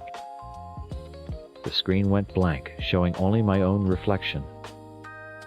A pale, sweaty woman with dead eyes. I sat there for I don't know how long, An hour. 2. The silence in my apartment was deafening. I finally stood up feeling numb and started to clear my desk. I picked up my leather binder, the source of all this misery. I was going to throw it in the trash, but as I held it, my thumb pressed against the side and felt a strange lump. A thickness in the leather that shouldn't have been there. My heart started pounding again, but for a different reason. I fumbled with the lining, prying it away from the leather. And there it was. The check. It had slipped through a tiny tear in the fabric of the inner pocket and was lodged deep inside the cover itself. I just stared at it. All this time, all this lying, all this panic, all this destruction, and it was right here. I started to laugh, a horrible choked sound. It was the cruelest joke in the world. I took a picture of it with my phone and sent it to Sarah. My hands were shaking so hard I could barely type. Asterisk. I am so sorry. I found the check. I was just so embarrassed that I lost it and I didn't know how to tell you. I know it's no excuse. Asterisk. It was the truth. But it was the smallest, most pathetic piece of the truth. How could I explain the rest? That the shame was so huge because it was tied to a bigger, uglier secret, that I was so terrified of being seen as a failure that I guaranteed my own failure, that I wasn't just hiding a lost check, I was hiding a lost life. She never texted back. I know what they say about me now. Anna made good on her promise. The story is everywhere in the local wedding community. I'm the planner who lied, who ghosted, who almost ruined a wedding for a poor bride who was already going through hell. They're right. I did all of those things. I am a terrible wedding planner. But I'm also a person who was dangling by a thread, and then the thread snapped. I fell, and I'm still falling. And I don't know if I'll ever get back up. Story 8. My name is Mike. I'm 31, and if you're reading this, you've probably already heard my wife's version of the story. I'm sure I sound like a monster. The husband who cheated. The guy who planned to ruin her. I get it. From the outside it looks simple. But nothing is ever that simple. 5 years ago I married Sarah. We were a team. It was us against the world, building a life from scratch. We both worked, we split the bills, we talked about everything. When our son Leo was born 3 years ago, it felt like we had everything. He was this perfect little person we made together. We were solid. Then Sarah's career took off. She's brilliant, I've always known that, and she got a manager position at her firm. The money was great, better than I was making. At first I was her biggest cheerleader. I was so damn proud. I'd brag about her to my friends. That's my wife, I'd say. But slowly something started to change. We became she. Our life started to revolve around her job. Dinners out were always with her colleagues, and the conversation was always about her latest project, her team's success, her quarterly goals. I'd just sit there and nod the supportive husband. I went from being Mike to being Sarah's husband. At home, she'd walk in the door, drop her bag, and just vent about her day for an hour. Her stress, her deadlines, her annoying coworker. I'd listen, of course. That's what a husband does. But when I tried to talk about my day, about my job, her eyes would glaze over. It was like my life was too small to register on her radar. My world became about logistics. I was the one who had to leave work early if Leo was sick. I was the one who handled daycare pickup and drop-off because her schedule was too important. I wasn't a partner anymore. I was support staff. My own ambitions, my own problems, they all just seemed to fade into the background. She probably told you I've been distant and argumentative lately. She's not wrong. I was trying to fight for my place in our marriage. An argument was the only time I felt like she was actually looking at me, even if it was with anger. I was trying to claw my way back into the story of our life, but she was the only one holding the pen. The COVID lockdowns made it 100 times worse. She set up her office in our spare room, and her work life just took over our entire apartment. She was more powerful and present than ever, barking orders on Zoom calls, while I felt like I was shrinking in my own home. I was just the guy who had to keep a 3-year-old quiet so the important work could get done. That's when I met Chloe. It was early 2019, before the world shut down completely. She works at a coffee shop I used to go to near my office. She's 20. And before you judge, you need to understand it wasn't about her age or even about sex, not really. It was about being seen.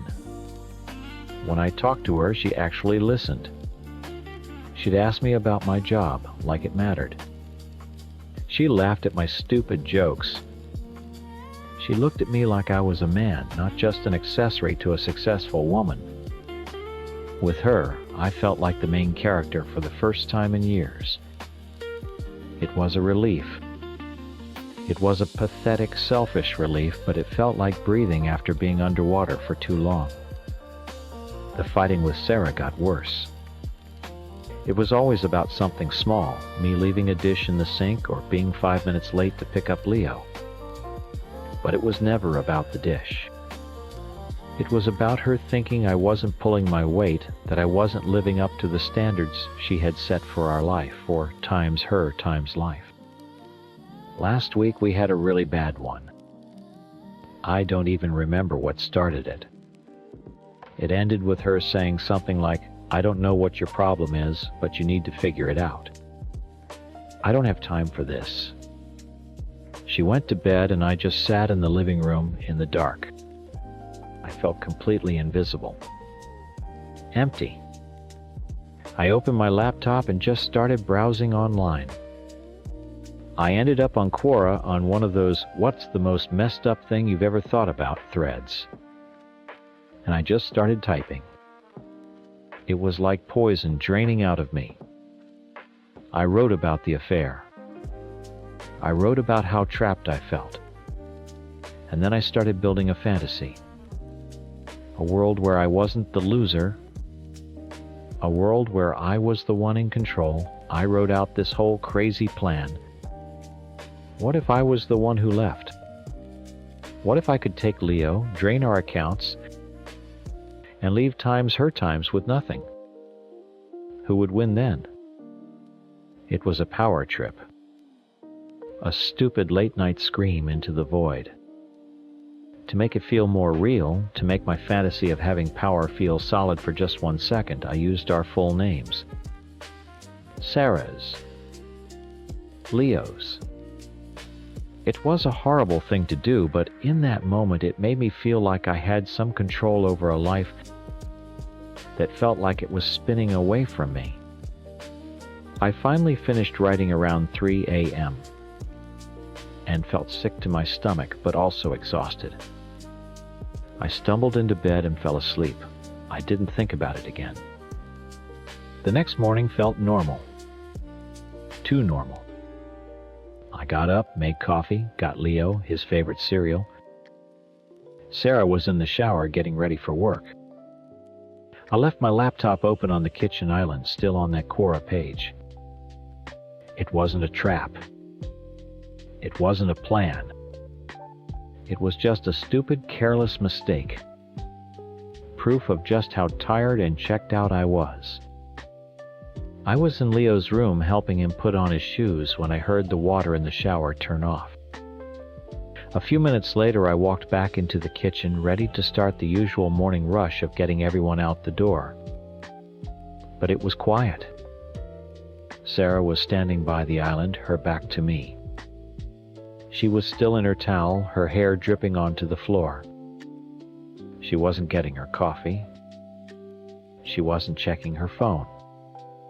She was just standing there perfectly still, looking down at the open laptop. The silence in the kitchen was heavier than anything I'd ever felt. It was a physical thing pressing in on my ears. I could hear the hum of the refrigerator, the quiet gurgle of the coffee maker. Sounds I'd never noticed before were now deafening in the absence of her voice. "Sarah," I said, and my own voice sounded wrong. She turned around slowly. Her face proud. It wasn't angry. It wasn't sad. It was just blank. Like a switch had been flipped, and all the light had gone out behind her eyes. That was 1,000 times scarier than if she'd been screaming. She looked at me, really looked at me, and I felt like a bug under a microscope. "Who's Chloe?" she asked. Her voice was flat, with no emotion at all. It was the voice she used on conference calls when a deal was going bad. Clinical, detached. My blood ran cold. The stupid, pathetic power fantasy was laid bare. My throat felt tight. "Sarah, listen. It's not what you think. I can explain."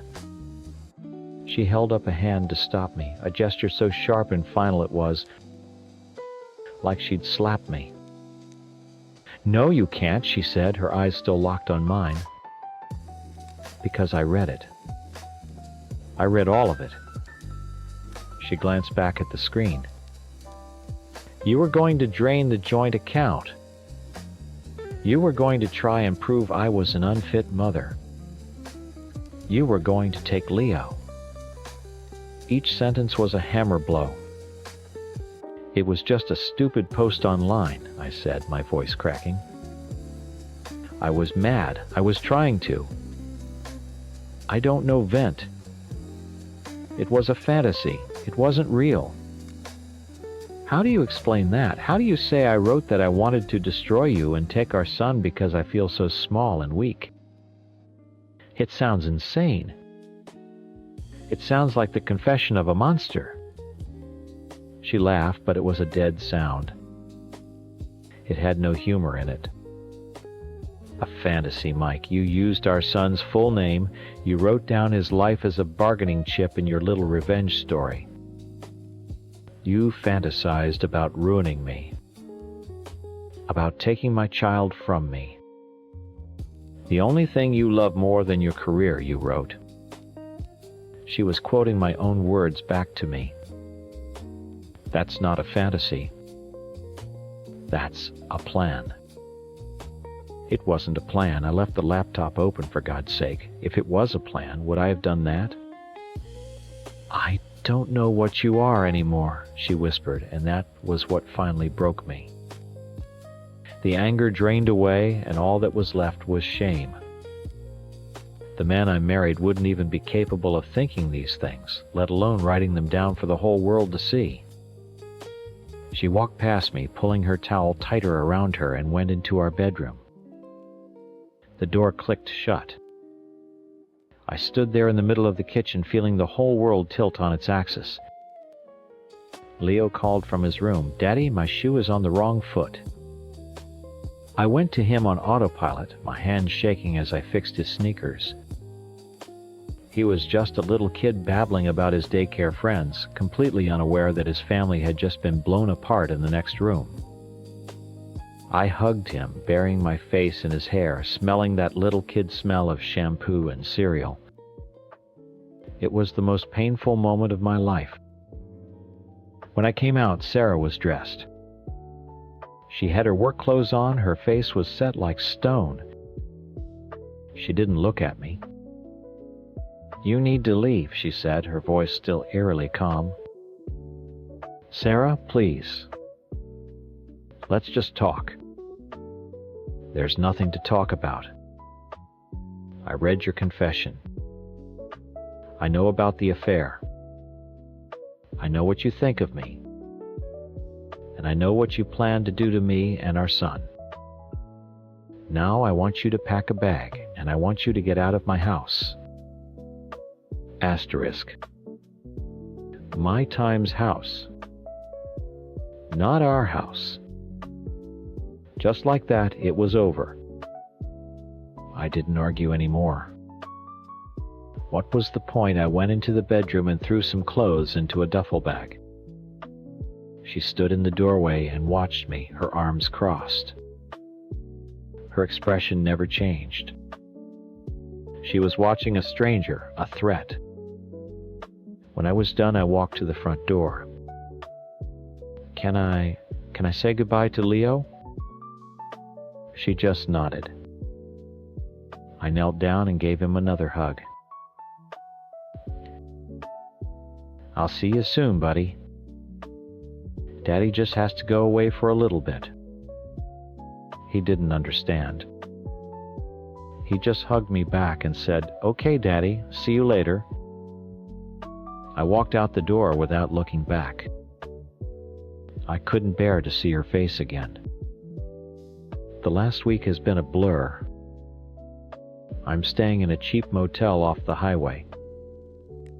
It smells like old smoke and sadness. I tried calling and texting her for the first 2 days.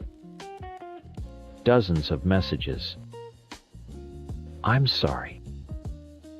Please, we can fix this. I love you. I miss Leo. I got no response. Then 3 days ago, I got an email. It wasn't from her. It was from a lawyer. A formal notice.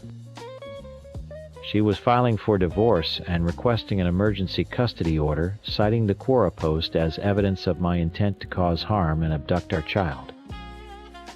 My sick, stupid fantasy, my scream into the void, was now Exhibit A in the destruction of my life. I haven't even tried to call Chloe. What would I say? The affair feels like it happened to another person in another lifetime. It was an escape, a symptom of the problem, but it wasn't the disease. The disease was in me. This bottomless pit of resentment and insecurity that made me feel like the only way to build myself up was to imagine tearing my wife down. I wrote that post to feel powerful, to feel like the protagonist in my own life, for once. And now I've never been more powerless. I sit in this motel room scrolling through old pictures of Sarah and Leo on my phone. Pictures from when we were a team. When I was a husband and a father, not just support staff. Not just a monster. I wanted to feel like I mattered. In trying to imagine a world where I couldn't lose, I lost everything. She saw me all right. She saw the absolute worst part of me, the part I didn't even know was there until I typed it out. And now that's all I'll ever be to her. I didn't want to destroy her. I just wanted her to see me.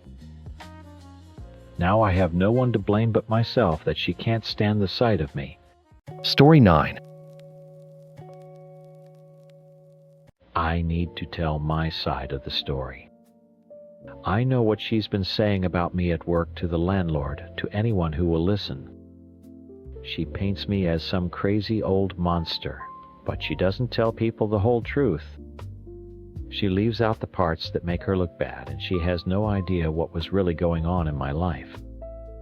My life has not been easy. You get to be my age, nearly 60, and you start to become invisible. The world belongs to young people, and you're just there. The bills get bigger every year, but the paycheck doesn't. The house gets quieter. My husband passed away years ago, and my kids are grown with their own lives hundreds of miles away. The silence can be deafening. It's not a peaceful quiet. It's a heavy, lonely quiet that presses down on you. When she needed a place to stay, it felt like an answer to a prayer I didn't even know I was saying. She was just a kid, really 23, and new at the company. So quiet and shy. I saw a bit of myself in her from a long, long time ago. I thought this was my chance. I wasn't just getting a roommate to help pay the mortgage. I was getting a chance to have a family again, even a small, strange one. I thought I could help her, guide her a little bit. She seemed so lost. I imagined us making dinner together, watching TV on the couch, talking about our shifts. I was so excited to have that life in the house again, someone to look out for. That dream fell apart almost immediately. The quiet I thought was shyness was actually a fortress. She would come home from work, go straight to her room, and shut the door. I wouldn't see her again until the next morning. It was like living with a ghost. I tried so hard to break through. I'd knock on her door in the morning with a cup of coffee just to say hello and start the day on a friendly note. She'd look at me like I was an intruder, like I'd just broken into her house. The look on her face, it made me feel like a creep. I tried to establish some simple house rules, the kind of things that make a house a home. I asked her to please keep the living room curtains open during the day. It's a dark room, and the sunlight makes it feel so much more cheerful and alive. I also asked if she could just tidy up her things when she was done in the common areas. A coffee mug on the table, a jacket on the chair, no big deal, but it adds up. These weren't demands. I was trying to say, let's both take pride in the space. Let's build a nice home together. She just looked at me with those cold eyes and said no. She said she liked her privacy and didn't want the neighbors looking in. She treated every suggestion like a personal attack. I wasn't her housemate. I was just the landlord she had to put up with. The worst part was the money. It was humiliating. An unexpected car repair came up and it completely wiped me out. I was a few days from payday and I was short $100 for the electric bill. I was sick with worry. I finally got up the nerve to ask her if I could borrow it just for a couple of days. I thought, this is what you do for people you live with. You help each other out. The way she looked at me with this mix of pity and disgust, I've never felt so small in my life. She said no, that she wasn't comfortable with it. It wasn't about the money. I would have paid her back the second my check cleared. It was the message she sent. You are not my family. You are not my friend. You are a problem. A week later, I was stuck on a conference call for work that was running late, and I needed cash for groceries on the way home. I texted her and asked if she could possibly run to the ATM for me with her card, and I'd pay her back for the fee and everything as soon as I got home. It would have taken her 10 minutes. She just replied, "No, sorry." No explanation. Just no. She didn't trust me. She saw this desperate old woman and probably thought I was going to drain her account. That refusal stung more than anything. It proved she thought the absolute worst of me. I felt like I was going crazy because sometimes she would do something that seemed kind, but it always felt like it had an edge to it. One day I came home from a double shift, completely exhausted, and she had done my laundry. It was all folded in a basket on the living room couch. I was so touched I almost cried. But then it just sat there. For a whole day. It was this silent monument to her one good deed.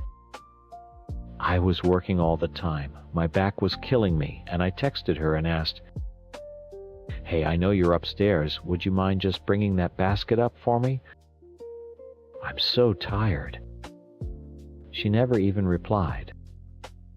The laundry just sat there. It felt passive-aggressive. Like she was saying, "I did this one nice thing for you, now you owe me, and I'm not lifting another finger." I was drowning, and she was standing on the side of the pool, watching. I'd call her when she was out sometimes, just to see when she'd be home, just to know there would be another human being in the house with me that night. She told me I was suffocating her. I wasn't trying to suffocate her. I was the one who couldn't breathe. The loneliness was suffocating me, and she was my only lifeline. A lifeline that didn't want to be touched. I couldn't take it anymore. The silence, the rejection, the feeling of being a guest in my own home. I finally hit my breaking point. I sat on my bed, my hands shaking, and I typed out a text. It wasn't an eviction. It wasn't an attack. It was a cry for help. I thought maybe if she thinks she's going to have to move, she'll finally talk to me. Maybe she'll finally ask what's wrong. I wrote, "I don't think this is working out." I stared at the screen for a long time, my heart pounding. All I wanted was for her to write back and say, "Why? Let's talk about it." I just wanted to fix it. I just wanted to feel like I wasn't completely alone. I hit send. And then I waited. Her reply came through a few minutes later. It wasn't a question. It wasn't an offer to talk. It was just 2 words. "I agree." That was it. My heart just sank into my stomach. I had held out this little bit of hope that she would see my text for what it was, a desperate plea. Instead, she just slammed the door in my face. There was no fixing this. There was nothing to even talk about. She wanted out. The wall of ice she had built between us was never going to come down. I felt so stupid, so naive. I had imagined a family, and she had just been counting the days until she could get away from me. The next day, she was gone. I came home from work to a house that was quieter than it had ever been. The silence was different this time. It wasn't just lonely, it was angry. Her bedroom door was wide open, and the room was bare. She hadn't just moved out. She had erased herself.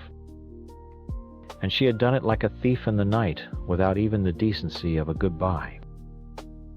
I walked into the living room and flicked the light switch. Nothing. I tried another lamp. Nothing. The power was on, but the TV wouldn't turn on, and my phone wasn't connecting to the internet. I went over to the modem and saw the empty space where it used to be. The lights were blinking on the box, but the cord was gone. She had taken it. She had canceled the Wi-Fi and the cable services that were in her name, sure, but she knew I needed them. I work from home half the time. How could she be so cruel? To just cut me off from the world like that, without a word of warning. It was a final parting shot designed to hurt me as much as possible. I went to the kitchen to get a drink, and even the ice cube tray was gone from the freezer. It was so petty, so childish. It was all over a disagreement about curtains and asking her to bring my laundry upstairs. The fallout was a complete nightmare. She had left a few things behind a box of old videotapes that had belonged to her dad, she'd once told me.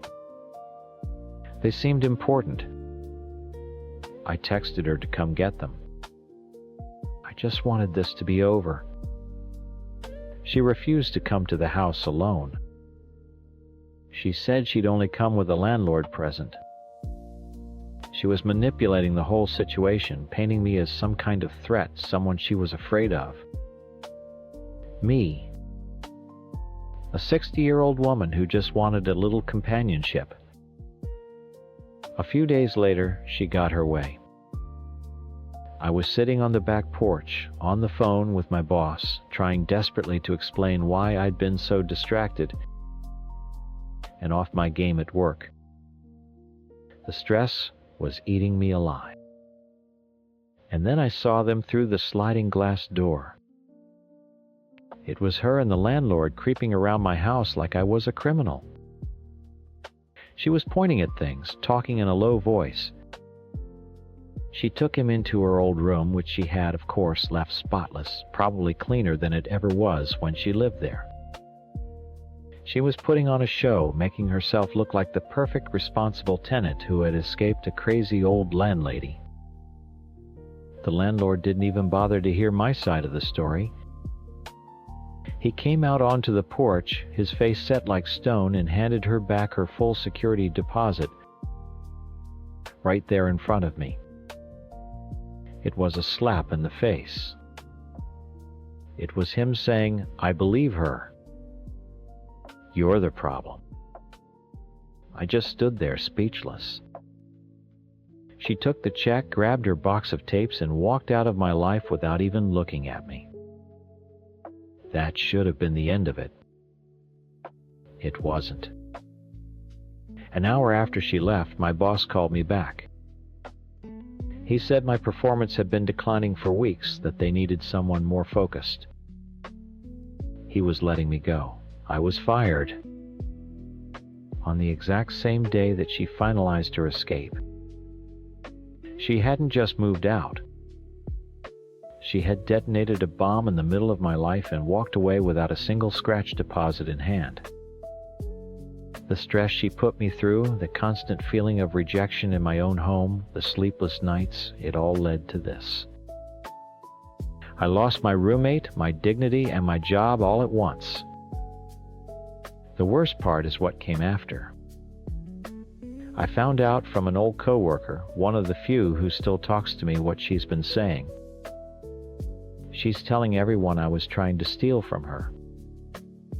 That I'm unstable. She took my loneliness, my desperate attempts to connect, and twisted them into something ugly and scary. She's the victim in her story. The poor young girl who escaped from the clutches of the crazy old woman. She didn't see a lonely person desperate for a family. She saw a mark. She used me for a cheap room, and when my problems, my real human problems, became inconvenient for her, she threw me away and ruined my life in the process. She wasn't just a quiet girl who wanted her privacy. She was cold and calculating. She took the little flicker of hope I had for a life with less silence, and she stomped it out. Now the silence is all I have left. And it's louder than ever. Story Teen. I am writing this because I don't know what else to do. My only son, my beautiful boy, has cut me out of his life. He sent a message that said we are dead to him and to never contact him again. My husband is broken and I feel like my heart has been ripped out of my chest. And why? Because we love him. Because we wanted him to have a happy life. I need to tell someone what happened because he will tell the story and make us sound like monsters. But we only ever did it for him. My son Ajay was always a good boy. He was smart, he listened to us, and he made us so proud. He got his master's degree, found a wonderful job in the city, and bought his own home. We gave him everything and he worked so hard. He was on the perfect path. Then the accident happened. He was just a few years out of college. A terrible car crash. We almost lost him. For weeks we sat by his hospital bed praying to God to save our only child. And he did. Ajay survived. He healed physically, but something inside him broke that day. He became quiet, distant. He stopped talking about the future, about finding a good wife and starting a family. When we would bring it up, he would get angry. He started saying this strange Western nonsense he read on the internet. He said he wanted to be child-free. He said a family was a trap and he wanted to be free to explore. Explore what? A lonely life. An empty house when he is 50. We tried to talk sense into him. A man's life is not complete without a family. Who will carry on his name? Who will be there for him when he is old and frail like we are getting now? His ideas were foolishness, a phase brought on by the trauma of his accident. But he wouldn't listen. We saw him walking toward a future of regret and loneliness, and as his parents, we could not just stand by and watch. It is our duty to guide him even when he doesn't see the path clearly. That's when we thought of Anjali. She is the daughter of a very old family friend. A lovely girl, so respectful and kind. She was raised with proper values. She understood that the greatest joy in life is family. We arranged for them to meet, and it was perfect. Ajay was charmed by her. He started smiling again, a real smile for the first time since the accident. They started seeing each other. We were so happy. Of course, he told her his strange ideas about not wanting children. I was worried it would scare her away. But Anjali is a smart girl. She just listened calmly and told him she understood. She agreed with him. I spoke to her mother later, and we both knew what she was doing. She was being agreeable, a very good quality in a wife. She was giving him time. Of course, she wanted children. All good women do. She was just being patient, letting him feel like he was in control. We knew that once they were married, once he held his own child in his arms, all this child-free nonsense would disappear like a bad dream. We just needed to help him get there. But he was taking too long. Months went by. He was seeing her, he liked her, but he was dragging his feet. He wouldn't commit. He was going to let this perfect, wonderful girl slip away because of his immature fantasies. Her parents were getting worried, and so were we. We met with them for dinner one night, and we all had the same fear.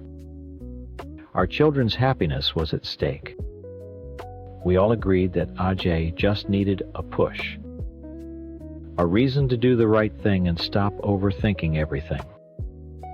The plan was simple. It was born from love, from desperation to see our son happy.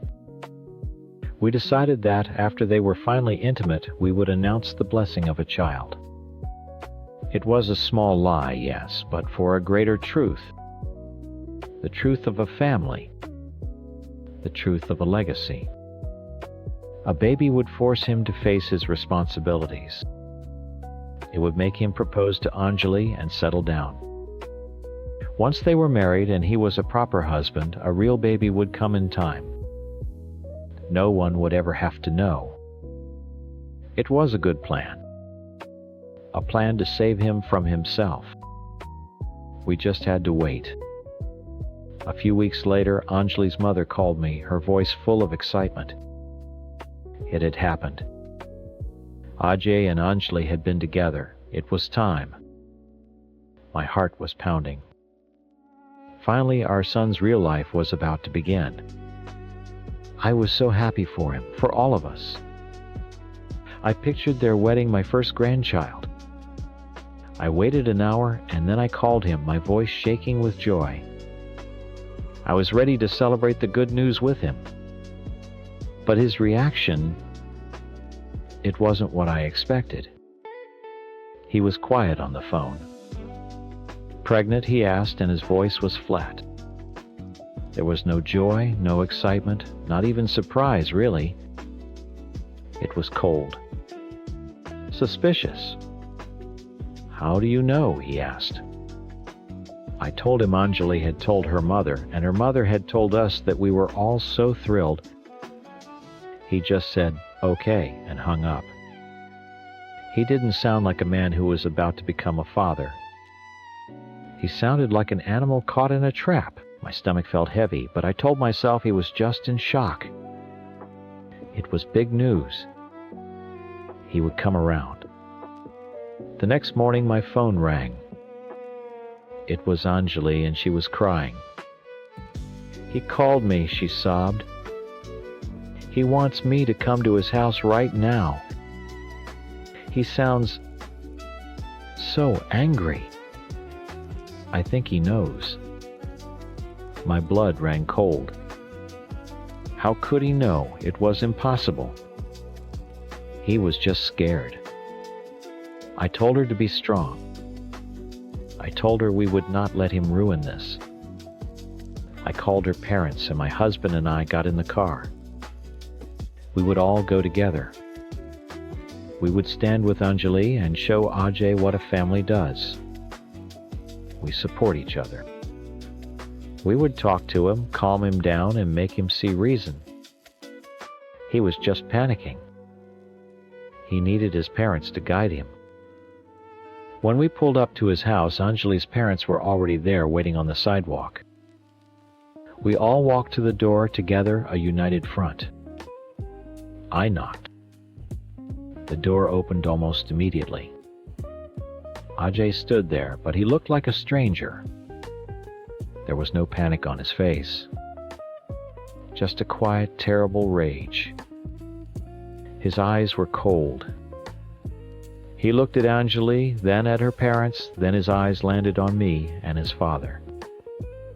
He held up his phone in his hand, then slowly lowered it.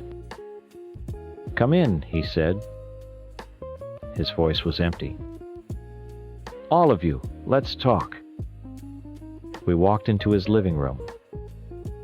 The air was thick and heavy, like right before a thunderstorm. No one sat down. My husband Ever, the peacemaker, tried to speak first. "Son, what is this? Why have you called us all here?" Ajay didn't look at him. He held up a hand, and my husband fell silent. He looked only at Anjali. "I have one question for you," he said, his voice dangerously calm. "Are you pregnant with my child?"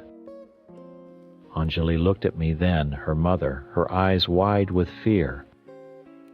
She nodded weakly. "Yes," she whispered. "I see," Ajay said. He didn't raise his voice. He just walked over to his coffee table. On it was a small rectangular box, a pregnancy test he must have bought from the pharmacy. He pushed it across the table toward her. "Then you won't mind proving it. The bathroom is down the hall. We can all wait." Anjali started to cry. Her father exploded. "How dare you? You disrespect my daughter. You shame her in your home."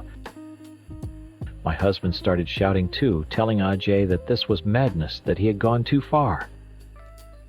I tried to rush to Anjali's side to comfort her, but Ajay stepped in my way. "This is between me and her," he said, his eyes like chips of ice. "Let her answer." But we all knew she couldn't. The whole room knew.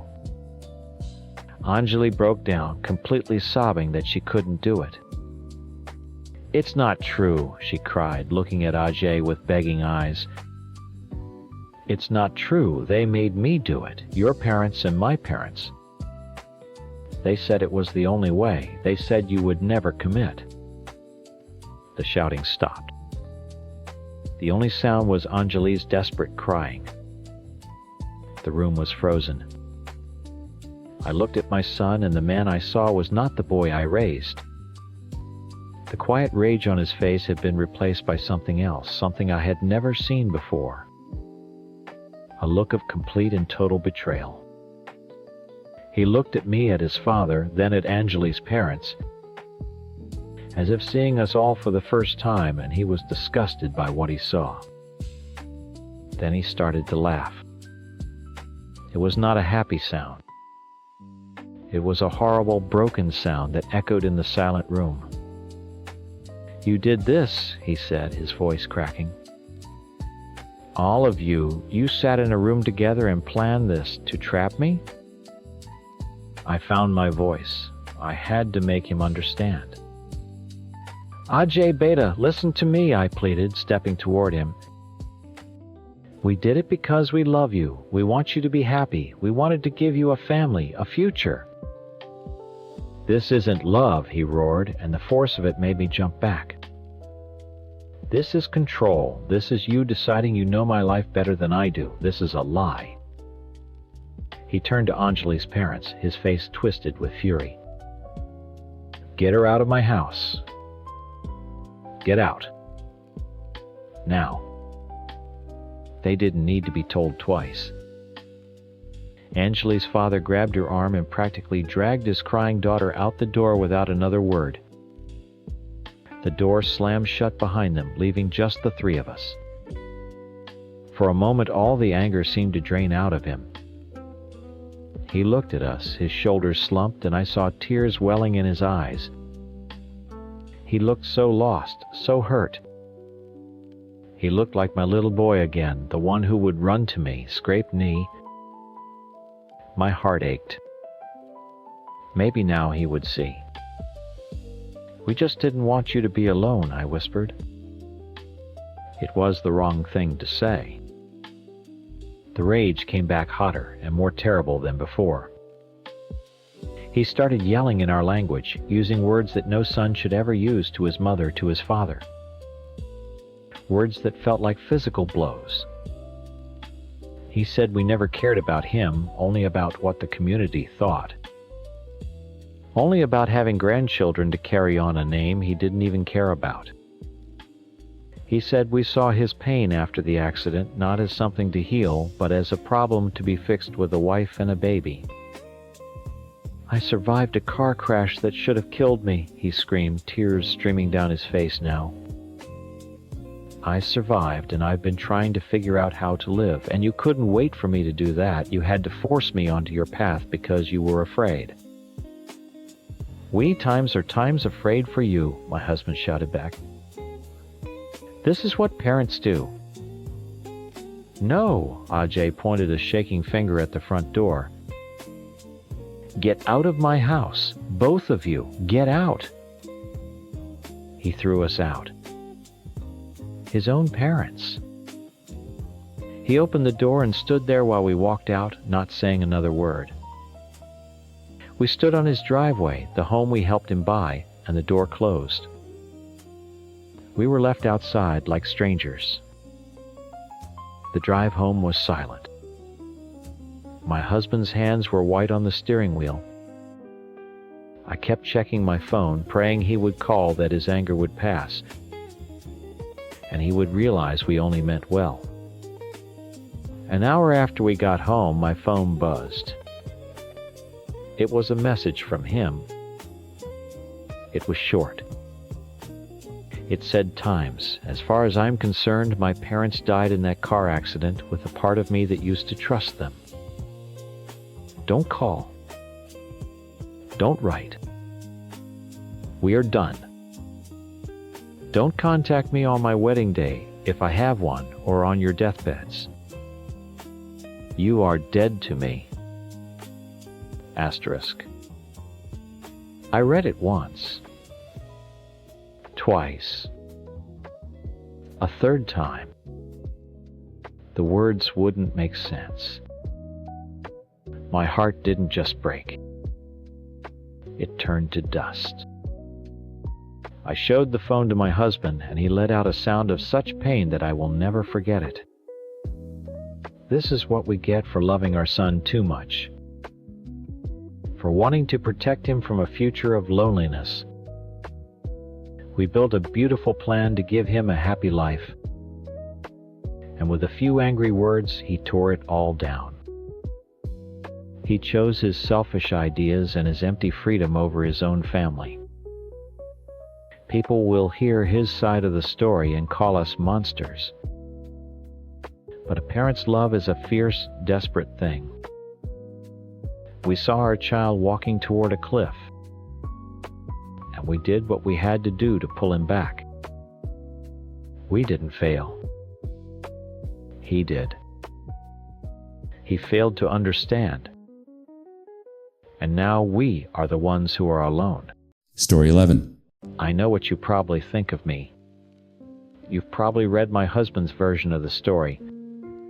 I'm the cheating wife, the monster who blew up 2 families. And I'm not here to say I'm innocent. What I did was wrong. But the story you heard isn't the whole story. It's the neat, clean version where he's the victim and I'm the villain.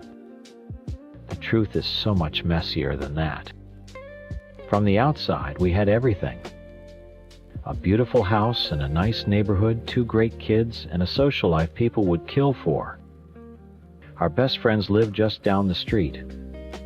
It was my husband and me, and him and his wife. The 4 of us. We did everything together: holidays, barbecues, family vacations. We were that perfect happy foursome you see in commercials. People told us all the time how lucky we were. But inside our house, when the guests left and the kids were asleep, there was just silence. A huge, empty quiet. My husband is a good man. I need you to understand that. He's a wonderful father and a great provider. He fixed things around the house. He made sure the bills were paid. He bought me a reliable car. He did all the things a husband is supposed to do. But somewhere along the line, he stopped seeing me. I wasn't a person to him anymore. I was a project he had completed. The wife was secured, the kids were healthy, the house was running smoothly. Check, check, check. He could move on to his hobbies. Our conversations became transactions. Did you pick up the dry cleaning? Can you take a look at the dishwasher? It's making a weird noise. Parent-teacher conferences are on Thursday. I would try to talk about my day, about my work, and he'd nod along his eyes, already drifting back to his phone or the TV. He'd say, "That's great, honey," but if I asked him a question about what I just said, he wouldn't have a clue. My job was the only place I felt like myself. I work for the school district in administration. It's not glamorous, but I love it. I believe in public education, in making things better for the kids in our community. I was good at it too. I was passionate and driven, and I was on track for a huge promotion, a director position I had been working towards my entire career. My husband was supportive in the way you support a kid's soccer league. He was proud, but he didn't get it. He didn't understand the late nights, the policy debates, the fire in my belly to fix a broken system. His best friend did. Let's call him Mark. Mark was on the Board of Education. He was just as passionate as I was. He saw the same problems I saw from a different angle. Our kids were friends, our wives were friends, we were all one big, happy family. At first, our texts were just about work. Did you see the latest proposal on the funding gap? What are your thoughts on the new curriculum standards? It was innocent, but it was also like a drug. For the first time in almost a decade, someone was talking to my brain. Someone saw me as a smart, capable professional, not just a mom who coordinates carpools. The texts became more frequent. Hundreds a day. My husband wasn't wrong about that. They started in the morning and ended late at night. We'd be at a family dinner, the 4 of us, and he and I would be texting under the table about something that happened at a committee meeting. It was our secret world, a place where I felt smart and funny and seen. I felt alive. I wish I could tell you there was a specific moment when the line was crossed, a single decision that I could point to and say, that's where I went wrong. But it wasn't like that. It was a slow, agonizing slide. It was a conversation that went a little too late. A shared look across the dinner table that lasted a little too long. It was the crushing loneliness in my own bed, knowing that just a few houses away was someone who actually understood me. The affair wasn't about sex. It was about turning to the only person who was offering a hand when I felt like I was drowning. The guilt was immediate and suffocating. We were destroying everything. We knew it. We weren't monsters who didn't care. We were two people who had made a terrible mistake and were terrified of the consequences. We loved our spouses not in the way we should have maybe, but we still cared for them as the parents of our children, as people we had built lives with. We couldn't stand the thought of hurting them, of shattering our kids' worlds. That's why we started seeing a therapist together. My husband found the emails about our appointments and assumed the worst, that we were plotting our grand escape. The truth is, we went there because we were lost. We sat on that couch and asked a stranger, "How do we fix this? How do we tell the truth in a way that causes the least amount of pain?" Our plan wasn't to come up with some other reason to divorce. It was to find the strength to confess and to manage the explosion we knew was coming. We were trying so stupidly to do the wrong thing the right way. We were still trying to figure it out when my husband confronted me. I came home from work one evening and he was sitting at the kitchen table in the dark. He just looked at me. There was no sadness in his eyes, no tears, just a coldness I had never seen before. It was sharp and calculating. He said, "I know. I read your emails." My world stopped. I started to cry, to apologize, but he held up a hand to stop me. He wasn't interested in my tears. He told me he'd gotten a call from a furious friend of his, someone who knew both of us, who had found out about the affair. He said this friend was disgusted and was planning to go to the next public Board of Education meeting and expose everything. My affair with Mark, a sitting board member. My name, my job, my pending promotion, all of it aired out for the whole town to see. The panic that hit me was unlike anything I've ever felt. It was pure, ice-cold terror. This wasn't just about my marriage anymore. This was my career. My entire professional life, everything I had worked for since I was 22, was about to be burned to the ground in a public spectacle. I called Mark sobbing, barely able to get the words out. He was quiet for a moment on the other end of the line, and then he said he would handle it. He said he wouldn't let them destroy me. A few hours later, he called me back. He had gone straight to the superintendent and the board president. He confessed to everything and resigned his position, effective immediately. He thought by getting ahead of it, by controlling the story, he could save my career. He thought he was falling on his sword to protect me.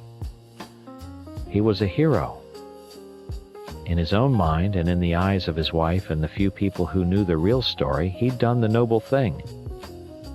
He'd sacrificed his reputation to save mine. But it didn't work. The very next morning, I got a call from my boss, the superintendent. I could hear the pain in her voice. She was a friend, someone I'd worked with for years. She told me she was sorry, so deeply sorry, but with Mark's public resignation citing an inappropriate relationship with a district employee, there was no way the board could approve my promotion. It was over. Just like that. The job I had spent a decade working towards was gone. The days that followed were a blur of shame and chaos. News travels fast in a small town. Even though Mark never used my name, people connected the dots. I had been his biggest champion in the district, the front-runner for a job he would have had to approve. Whispers followed me in the grocery store. Parents at my kids' school would stop talking when I walked up. Mark's wife, my friend, left him. She called me once, her voice raw with a kind of grief I couldn't even imagine, and just said, "How could you?" before hanging up. Our perfect foursome was a pile of rubble. Through it all, my husband was quiet. He watched me fall apart with a strange detachment. He wasn't yelling, he wasn't crying. He just moved around the house like a ghost, his presence a constant cold weight. I thought he was in shock, processing his own pain. I kept trying to apologize, to explain, but he'd just shake his head and walk away. He was letting the consequences of my actions wash over me, letting me drown in the mess I had made. I thought it was his way of coping, of letting me feel the full impact of what I'd done to him. I was so wrong. About a month later, the storm had passed, leaving behind a dead, silent landscape. Mark had moved out of his house. The for sale sign in their yard was a daily reminder of the lives I'd ruined. I was still going to work, but my job felt hollow. I was a pariah. At home, my husband and I barely spoke. We were just two people sharing a mortgage, navigating around each other in the kitchen. One night, I was cleaning up after dinner, and he was sitting at the table, scrolling on his phone just like he always used to. The silence was suffocating me. I finally just said, "Are we ever going to talk about this? About us? What happens now?" He looked up from his phone, his expression completely blank. "What's there to talk about?" he said. Everything I said, my voice cracking. I know I destroyed everything. I hate myself for it. But the way you found out, that friend who was going to expose us, it was horrible, but maybe it was for the best. It forced everything out into the open. He put his phone down and looked at me. For the first time in weeks, he really looked at me. And then he said the words that changed everything. "There was no friend," he said, his voice as calm as if he were telling me the weather. I made him up.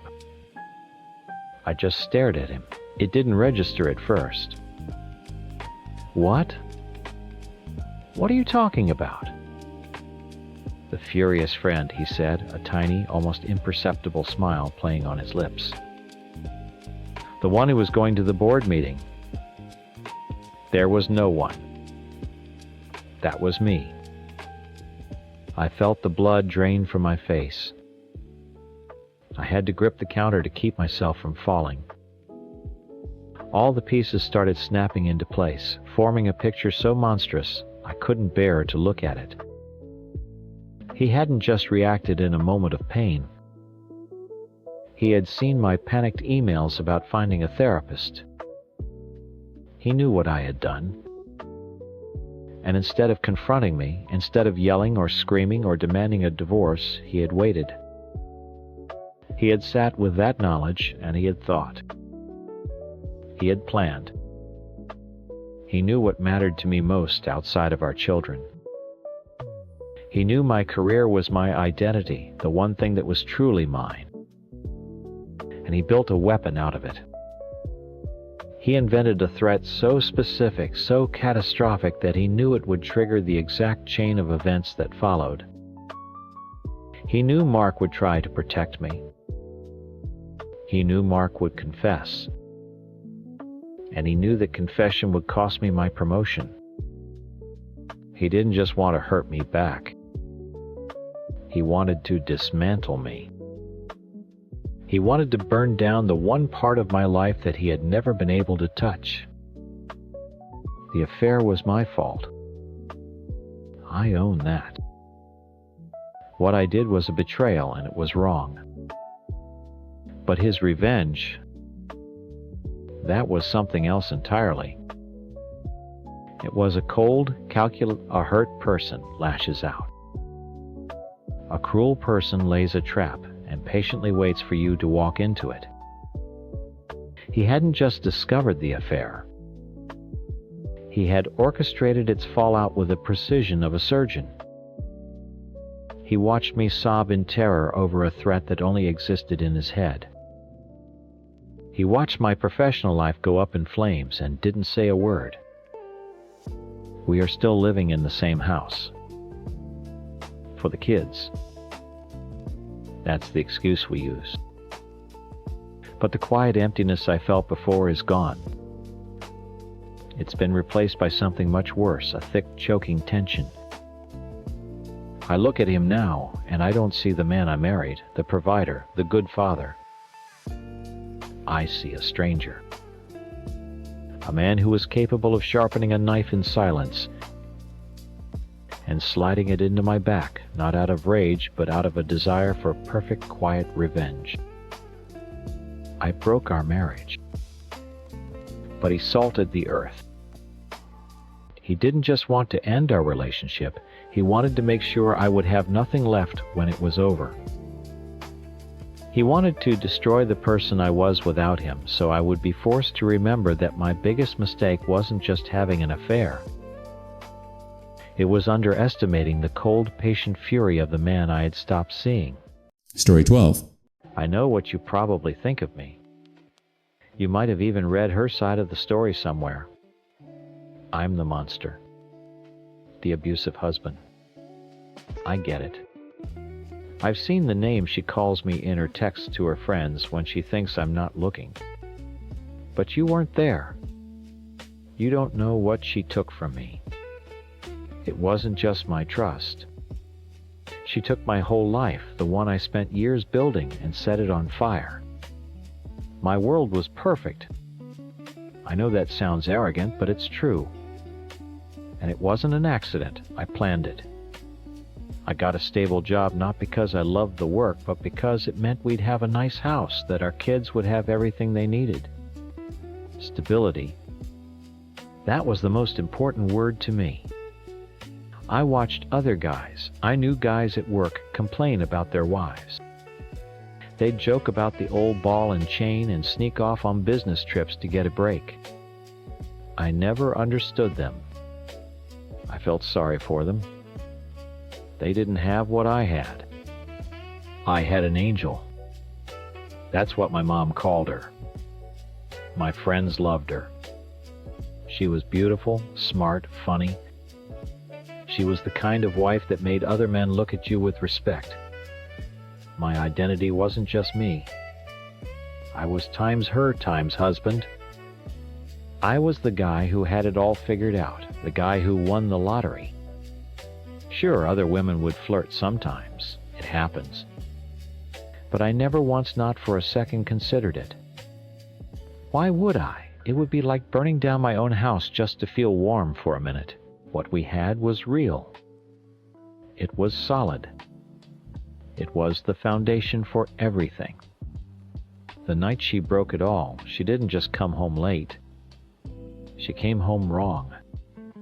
She looked like a ghost walking through the door, all pale and shaky. I thought someone had hurt her. I asked what was wrong, and the words that came out of her mouth weren't a confession. It felt more like an execution. I slept with someone else. The words didn't just hang in the air. They went straight through my chest. In that single moment, the woman I married vanished.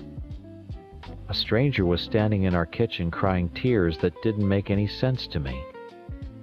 She kept saying she was drunk, that it was a huge mistake. A mistake? You forget to buy milk at the store. You don't make a mistake that involves taking your clothes off for another man. That's a choice. She chose. She chose a few hours of feeling good with a total stranger over our entire life, over our kids, over me. From that second on, a movie started playing in my head. A constant loop of her with him. I couldn't turn it off. I still can't. Her face, his hands, her sounds, it's a cancer in my brain. So when she said she was sorry, I didn't even hear it. Sorry doesn't rebuild a house after it's been burned to the ground. Sorry doesn't erase the images. The marriage was over. She had killed it right there on the kitchen floor. I told her I wanted a divorce. It was the only thing that made sense. But she begged. She cried. She promised to fix it. Fix what you can't glue a mirror back together and not see the cracks. She dragged me to counseling. What a joke. I was supposed to sit in a beige room with a guy who gets paid to listen and share my feelings. My feeling was that I was sitting across from a liar. My feeling was that I wanted to throw up every time she looked at me with those big sad eyes. So I sat there. I scrolled on my phone. I did anything to not be in that room listening to the therapist ask his stupid questions. What are some steps you can take to rebuild trust? I wanted to laugh. The only step was to go back in time and stop her from walking out the door that night. When he kept pushing, asking me what I really wanted, I finally gave him an honest answer. Divorcing a whore, maybe. Her face crumpled. The therapist looked shocked. But it was the only real thing I'd said all day. It's what I saw when I looked at her. The next year was hell. She tried to make it up to me in all the wrong ways. She'd clean the house spotless, cook my favorite meals, acting like the perfect little wife. Like a tidy living room could somehow scrub the filth out of my mind. She kept saying she wanted to save us. I didn't want to save us. I wanted to see if there was anything left. I wanted to know how sorry she really was. So I pushed her. I know the things I said were ugly. I called her names. It wasn't a tactic. It was just the truth spilling out. It's what she had become to me. And the sex, that was different. I started demanding things I knew she hated. Things we'd never done.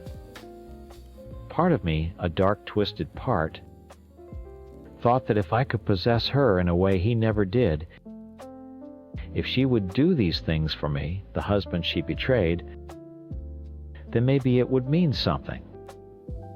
Maybe I could overwrite his memory. It was sick, I know. A desperate, broken kind of logic.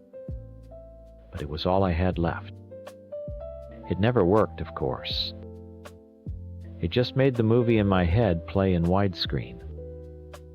Every time I touched her, I just wondered if he had touched her there too. I was drowning and I needed air. That's when I started talking to someone else. Just texting. A woman from an old job who'd moved across the country. It was nothing serious. I never met her, never planned to. But talking to her felt normal. It was a fantasy. A little window into a world where I wasn't the sucker whose perfect wife turned out to be just like everyone else's. For a few minutes a day, I wasn't the broken man living with the ghost of his marriage. I was just a guy talking to a woman, and it felt like breathing again. I started to hide my phone to guard it. I knew it was a stupid risk, but it was the only thing keeping me sane. And I guess I got careless because the other day I saw her looking at me. Not with sadness, but with suspicion. She was watching me smile at my phone, a real smile, and I saw the question forming in her eyes. Of course, she confronted me. I knew she would. It was a few nights later. The kids were asleep, the house was quiet, and I was on the couch smiling at some stupid joke the woman had texted me. I looked up and saw her standing in the doorway. Her arms crossed, her face, a mask of cold anger I hadn't seen before. It wasn't the sad, pleading look I was used to. This was different. "Who are you talking to?" she asked. Her voice was flat. I locked my phone and set it down.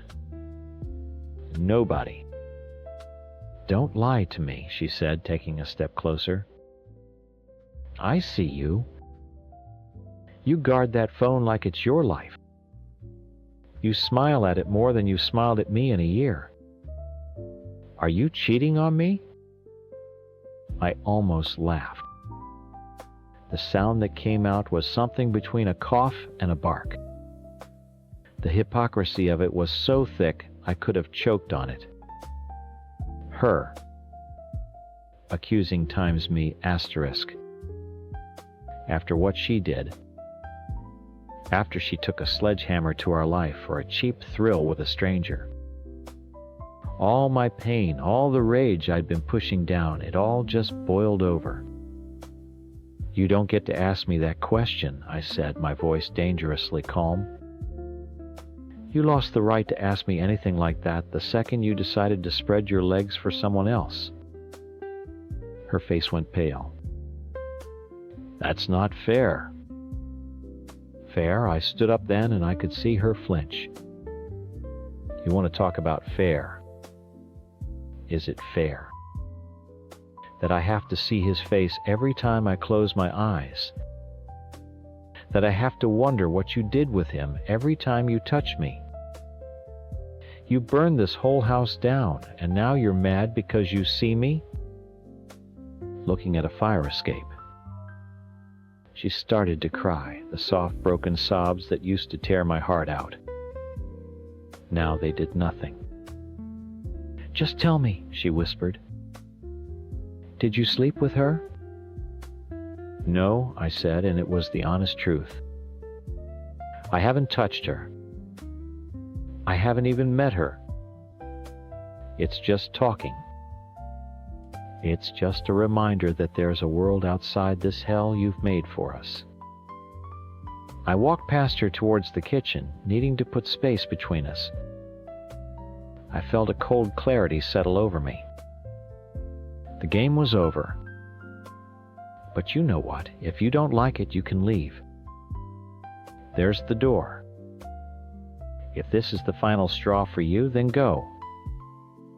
I expected her to scream, to throw something, to collapse on the floor, begging me to stop.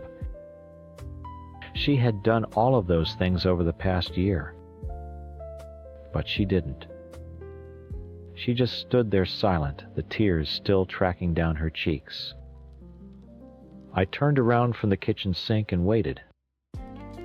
The silence stretched on, and it was heavier than any of our fights. When she finally spoke, her voice was completely empty. All the fight was gone. "Okay," she said, so quietly I barely heard her. "If you want a divorce, I won't fight you anymore. If that's what it will take for you to be free of this, then I'll let you go." And just like that, the floor fell out from under me. It was the one thing I never expected her to say. All my pushing, all my cruelty, all the tests, it was all to see how far she would go to hold us together.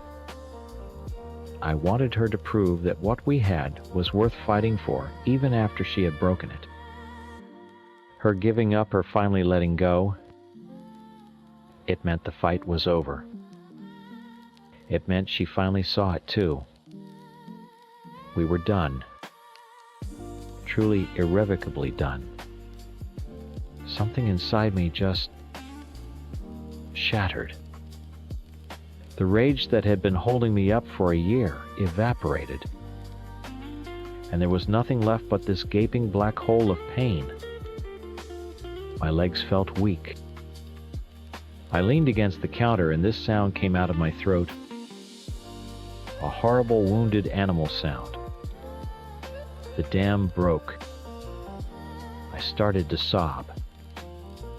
Not quiet tears like hers, but ugly, wrenching sobs that shook my whole body. She took a hesitant step towards me, her expression changing from defeat to shock, maybe even pity. I didn't want her pity, but I couldn't stop. I slid down the kitchen cabinets until I was sitting on the floor, my head in my hands, crying for everything. For the man, I used to be the guy who believed in perfect.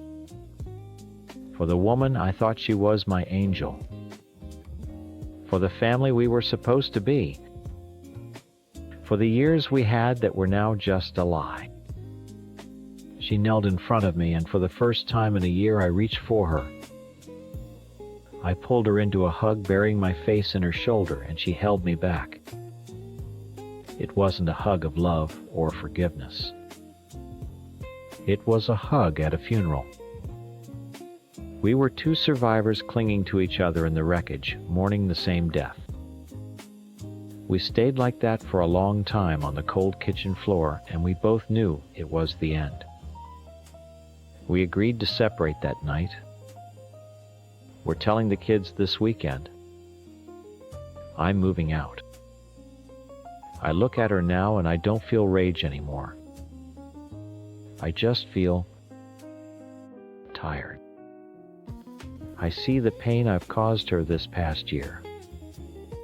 I see the woman I tortured because I didn't know how to handle my own agony. She made a choice that night that destroyed me, and I made a series of choices that destroyed her. Maybe that makes us even, I don't know. I do know that I have to leave. I can't look at her at this house, at the life we built, without that movie playing in my head. I look in the mirror and I don't recognize the man I see.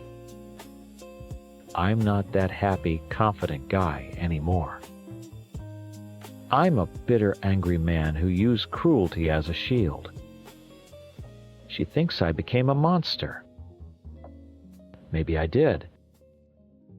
But she's the one who let the monster out. I don't know if I can ever be a whole person again. But I know I can't find out here with her. The foundation is gone. The house is condemned. All that's left to do is walk away from the ashes and see if I can build something new just for myself somewhere else. Story 13. My ex-husband is probably telling his side of the story somewhere, making me sound like a terrible wife who let her daughter run wild. He'll talk about his car, his house, his things, but he'll never understand what was really broken. It was never about a plate or a tire. It was about my daughter. When my first husband, David, died, my world ended. It was a car accident. One minute he was on his way home from work, the next he was gone. There's no preparing for that. The grief is a physical thing, like a hole carved right through your chest. For 5 years, that hole was all I had. Well, that and my daughter, Carrie. She was only 10 when her dad died. All she had left was me, and all I had left was her. We were a team, a tiny broken little boat in a huge empty ocean. It was just us holding on to each other. Then I met him. My now ex-husband. Let's call him Mark. He was the first person who made me laugh in years. It felt like coming up for air after being underwater for so long. He was stable, successful, and kind. But I was so scared. Letting someone new into my life felt like a betrayal of David. And bringing him into Carrie's life, that was the hardest thing I've ever done. I tried to explain it to him. I told him, she's going to see you as a replacement. She's going to feel like we're trying to erase her dad. We have to be so careful with her. He nodded and said all the right things, but he didn't really hear me. He couldn't. How could he understand a grief that deep? When we got married, Carrie was 15. We moved into his house. I knew the second we walked in with our boxes that it was a mistake. It was his house, his furniture, his rules, his life. We were just moving into a space he'd already created. For Carrie, it must have felt like we were walking away from the last pieces of her father. Our old apartment was filled with him. This new perfect house had no trace of him at all. It confirmed all her worst fears. We weren't a new family. We were intruders in his. I saw the change in her almost overnight. The quiet, deep sadness she always carried started to get sharp edges. It turned into anger. It started with small things. She'd be sullen at the dinner table. She'd close herself off in her room, a room that wasn't really hers. I told Mark, this is the grief talking. It's coming out as anger. She's hurting. We just need to give her space and be patient. He'd just sigh and say she was being a typical teenager. He didn't see the pain behind it. He only saw the behavior. The problems he complained about were just my daughter screaming for help in the only way she knew how. The first time she broke a plate, she accidentally dropped it while clearing the table. Mark got annoyed about the mess. I saw a girl whose entire world had been shattered, and a broken dish was nothing compared to that. I tried to tell him, it's not about the plate, let me handle it. But he insisted. He made her clean it up, lecturing her about being careless. He was trying to fix the symptom while completely ignoring the disease. It got worse. She started talking back. She was rude to his friends when they came over. She made a nasty comment to our neighbor about his lawn. Mark was mortified. He saw it as a reflection on him as a personal insult.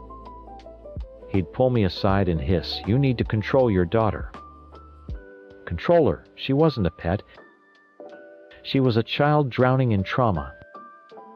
Every time she acted out, it was a test. She was screaming, do you see me? Do you even care why I'm doing this? Do you remember my dad? And every time Mark failed the test, he'd meet her pain with his anger. He never once sat down with her, looked her in the eye, and asked, what's wrong? Talk to me. Instead, he'd yell. He'd ground her. He'd take away her phone. He thought discipline was the answer. He couldn't understand that you can't punish grief away. I was stuck in the middle of a war. I couldn't stop. I spent my days trying to calm him down, defending Carrie, explaining for the 1000th time that her behavior was coming from a place of deep hurt. Then I'd spend my nights sitting on the floor outside her bedroom door, begging her to talk to me, telling her that I loved her and that we'd get through this.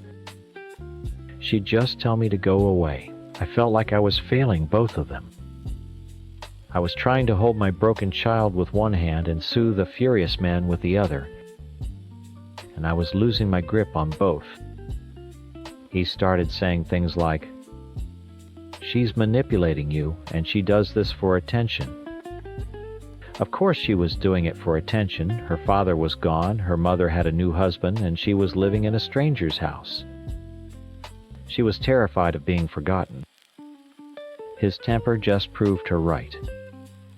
He wasn't a safe person to be vulnerable with.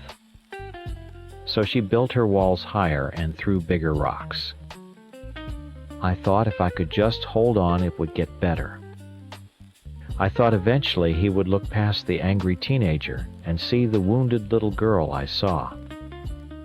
I really believed he could learn to love her broken parts and all. I was wrong. The week before it all fell apart was the worst. He and Carrie had a huge fight about her grades. He called her lazy. She screamed that he wasn't her dad and he couldn't tell her what to do. It was raw and ugly.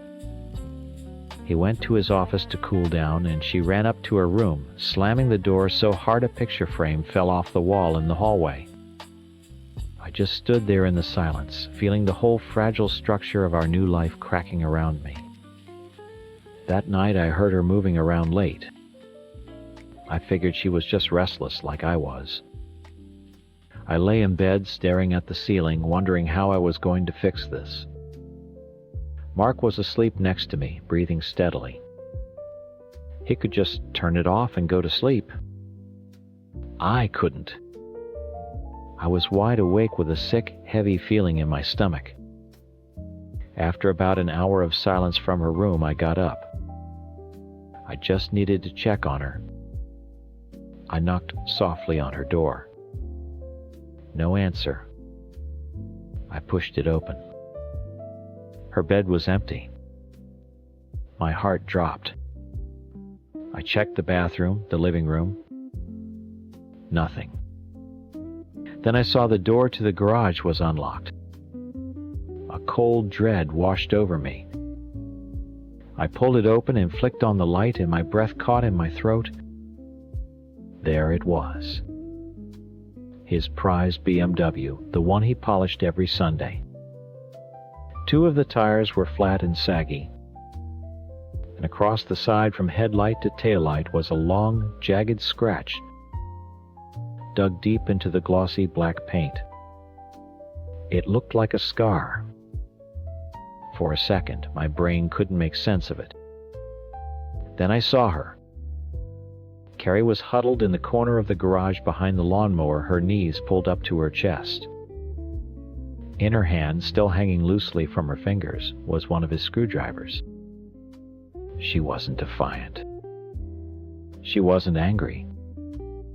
She was just gone. Her face was pale and streaked with tears. Her eyes were wide and empty. She was shaking. I didn't see a vandal. I saw my little girl, the same little girl who hid behind my legs at her father's funeral, completely and utterly broken. My anger, my fear, none of it was for the car. It was all for her. I took a step towards her, my hand outstretched, and whispered her name. That's when the garage light overhead seemed to get brighter. I turned, and Mark was standing in the doorway, his face a storm cloud of confusion that was rapidly turning into rage. His eyes went from me to the car, and then to Carrie in the corner. He didn't see a broken child. He saw a monster. "What the hell did she do?" he roared. The sound bounced off the concrete walls, and Carrie flinched like she'd been hit. I immediately moved to stand between them. "Mark, calm down. Something's wrong. Just look at her." "Look at her. Look at my car." He strode past me, running his hand over the scratch as if he couldn't believe it was real. He turned, and the look he gave my daughter was pure poison. "You evil little bitch. What is wrong with you?" That was it. In that moment, he stopped being my husband. He was just another person in the world who was hurting my child. "Don't you dare talk to her like that," I said, my voice low and shaking with a fury I didn't know I had. "Don't talk to her like that," he laughed, a horrible, sharp sound. "She just destroyed thousands of dollars of my property. She's out of control, Andy." "I've been telling you this for a year." He pointed a finger at Carrie, who was now sobbing silently into her knees. "You're done. You hear me? Done." He then turned his fury on me. "And you. You defend this. You see this and you defend her." "She's in pain," I screamed back, tears now streaming down my face. "This isn't about you or your stupid car. This is a cry for help." "Oh, I'm done with that excuse," he spat. "I'm calling the police. I'll sue you for the damages." He was threatening to sue a 16-year-old girl. My 16-year-old girl, who was having a complete mental breakdown in our garage. That was when I knew there was nothing left to save. He looked at me, his eyes cold and hard, and delivered the final blow. "If you defend her now, you can go with her. Pack your bags and get the F out of my house, both of you." He thought it was a choice.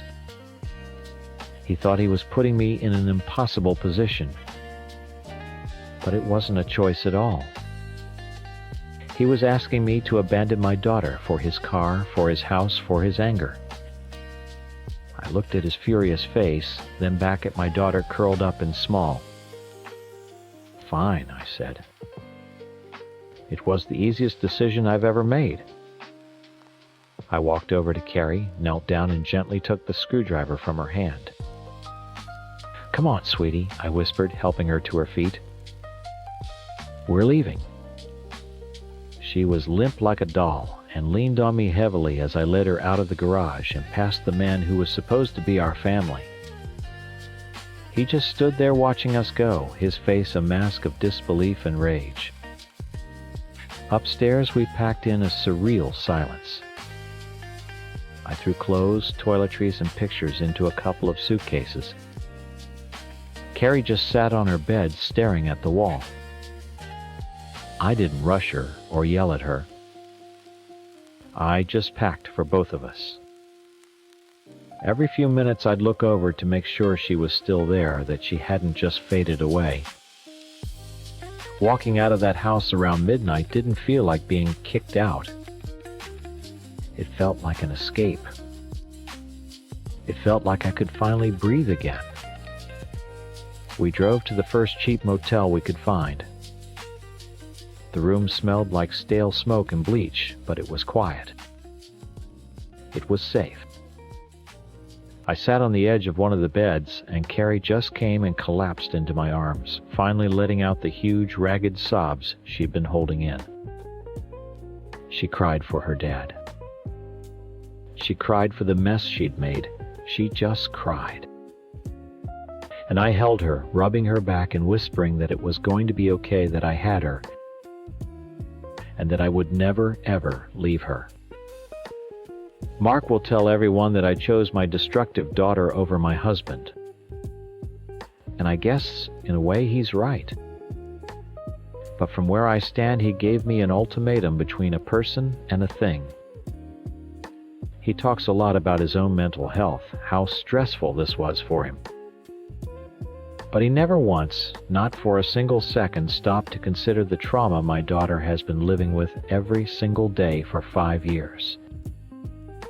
He didn't see the sweet, sad little girl hiding behind all that anger. He just saw the inconvenience. He wanted a perfect ready-made family to slot into his perfect life. He wanted a happy wife and a well-behaved stepdaughter. But we weren't perfect. We were messy and grieving and broken.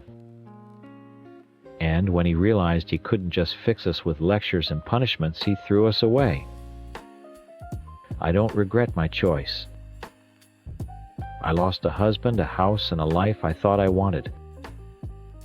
But I found my daughter again. And this time I'm not going to let her go. Story 14. All right, I know what you've probably heard. You've heard her side of the story, and I'm sure I sound like the biggest monster on the planet. The guy who proposed with a cheap ring just to blow up his own life. And yeah, I did that. But you're only getting the highlight reel of my supposed villainy. You don't know what it was like for the last year living in a relationship that felt more like a business arrangement where I was the only one paying the bills. When I met Anna, it was great. It was easy. We laughed a lot, we had fun, things were simple. I was doing well at my job, and I liked treating her to nice things. It felt good to see her happy. I bought her a beautiful pair of diamond earrings for our first anniversary, not because I felt like I had to, but because I wanted to. I remember her crying, saying no one had ever done anything like that for her.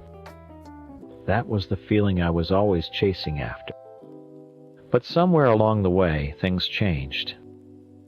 The want to slowly turned into a have to.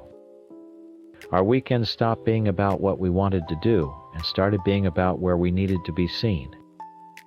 Brunch at the new trendy spot, a weekend getaway to a boutique hotel, her friend recommended charity dinners where I had to wear a tux. It was a performance, and I was the lead actor playing the role of successful, doting boyfriend. Every gift started to feel less like a surprise and more like a prop for the next scene. The designer bag for her birthday, the Swiss watch for Christmas, They weren't for her, not really. They were for her friends to see, for her family to comment on. Her conversations started to change too. It was subtle at first. She'd talk about her friend Jessica's engagement ring, casually mentioning it was 3 carats. She'd point out a couple's destination wedding photos on Instagram, sighing about how romantic it must be. I started to feel like my own personality was fading away, replaced by my job title and my bank account. I wasn't just her boyfriend anymore. I was her provider, her ticket to a certain lifestyle. And she was my beautiful, socially acceptable +1. We looked perfect on paper, and everyone told us so. Her parents adored me. My friends thought she was amazing.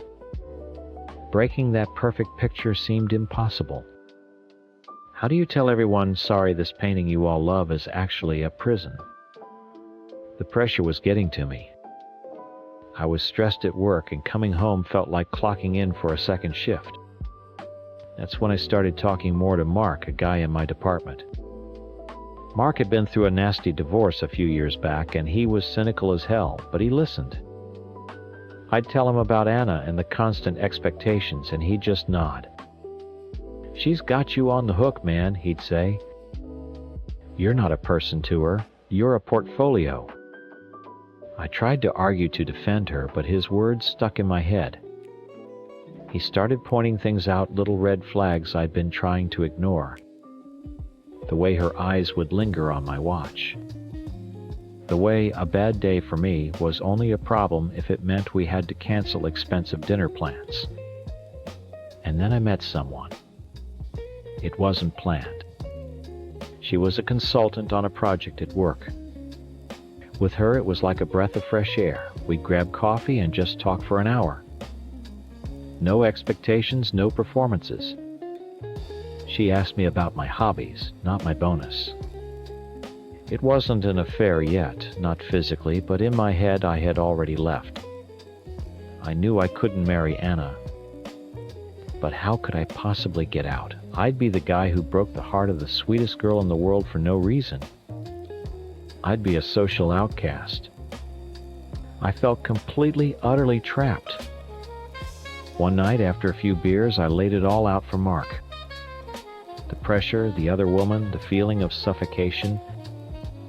"I have to end it," I said, "but I can't just dump her. It'll destroy my reputation." Mark swirled his beer and looked at me. "If you think she's about the money, prove it," he said. "Give her a way to show her true colors. Propose. But do it on your terms. Test the theory." The idea was disgusting. It was manipulative. And in that moment it felt like the most brilliant plan I had ever heard. It was a way out where I wouldn't be the bad guy. I'd be the victim. The next day I went online. I scrolled past all the jewelers I had bookmarked, all the ones Anna had casually pointed out. I typed cheap engagement rings into the search bar. I found a site with questionable reviews and found a little silver-colored stacker ring with a tiny chip of something that was probably glass. It was $150. It was perfect. Hitting buy made my stomach clench, but it also felt like I was buying my freedom.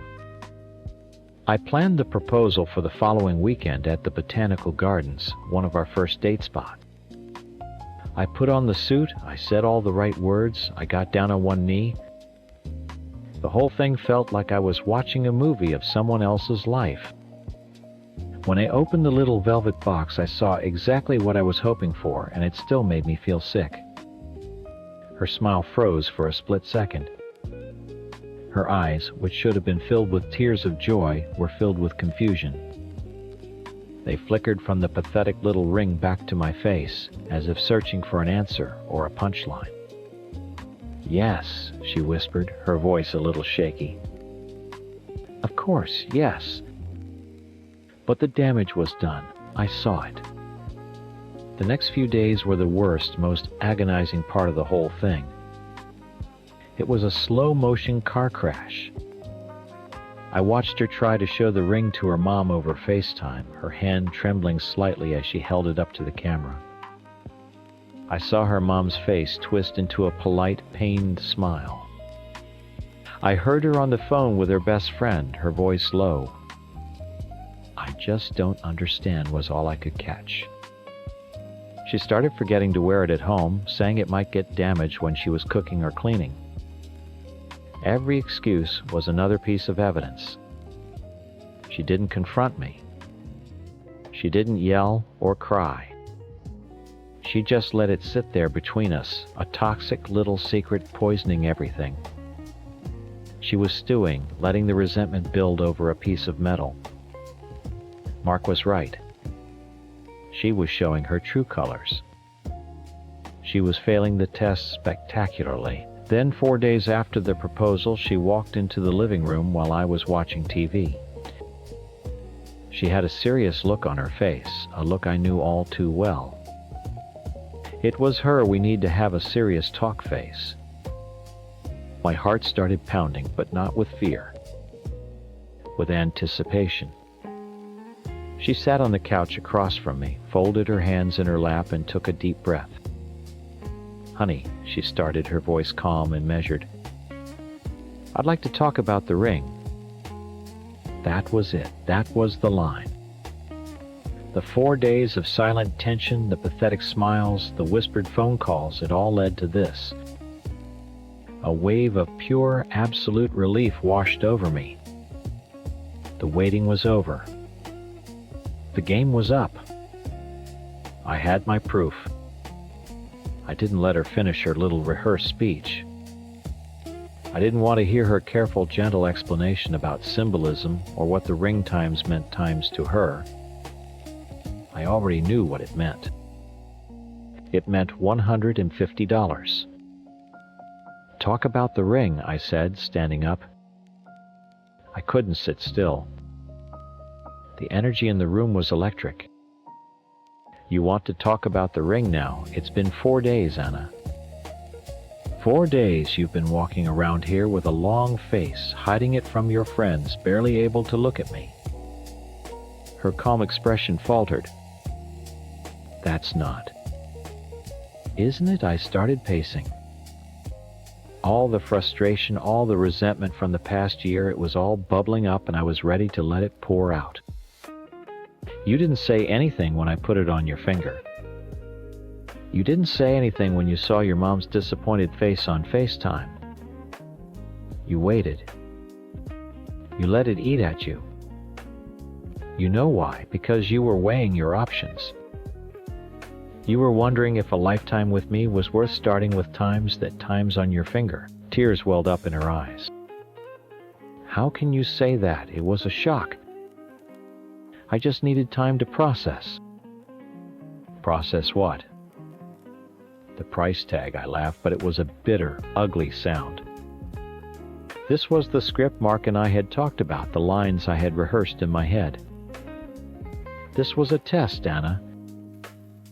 A simple test, and you failed it.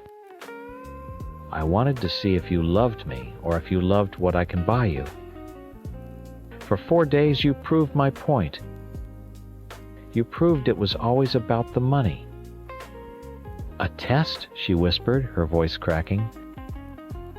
The perfect composure she always had was shattering right in front of me, and it was the most liberating thing I had ever seen.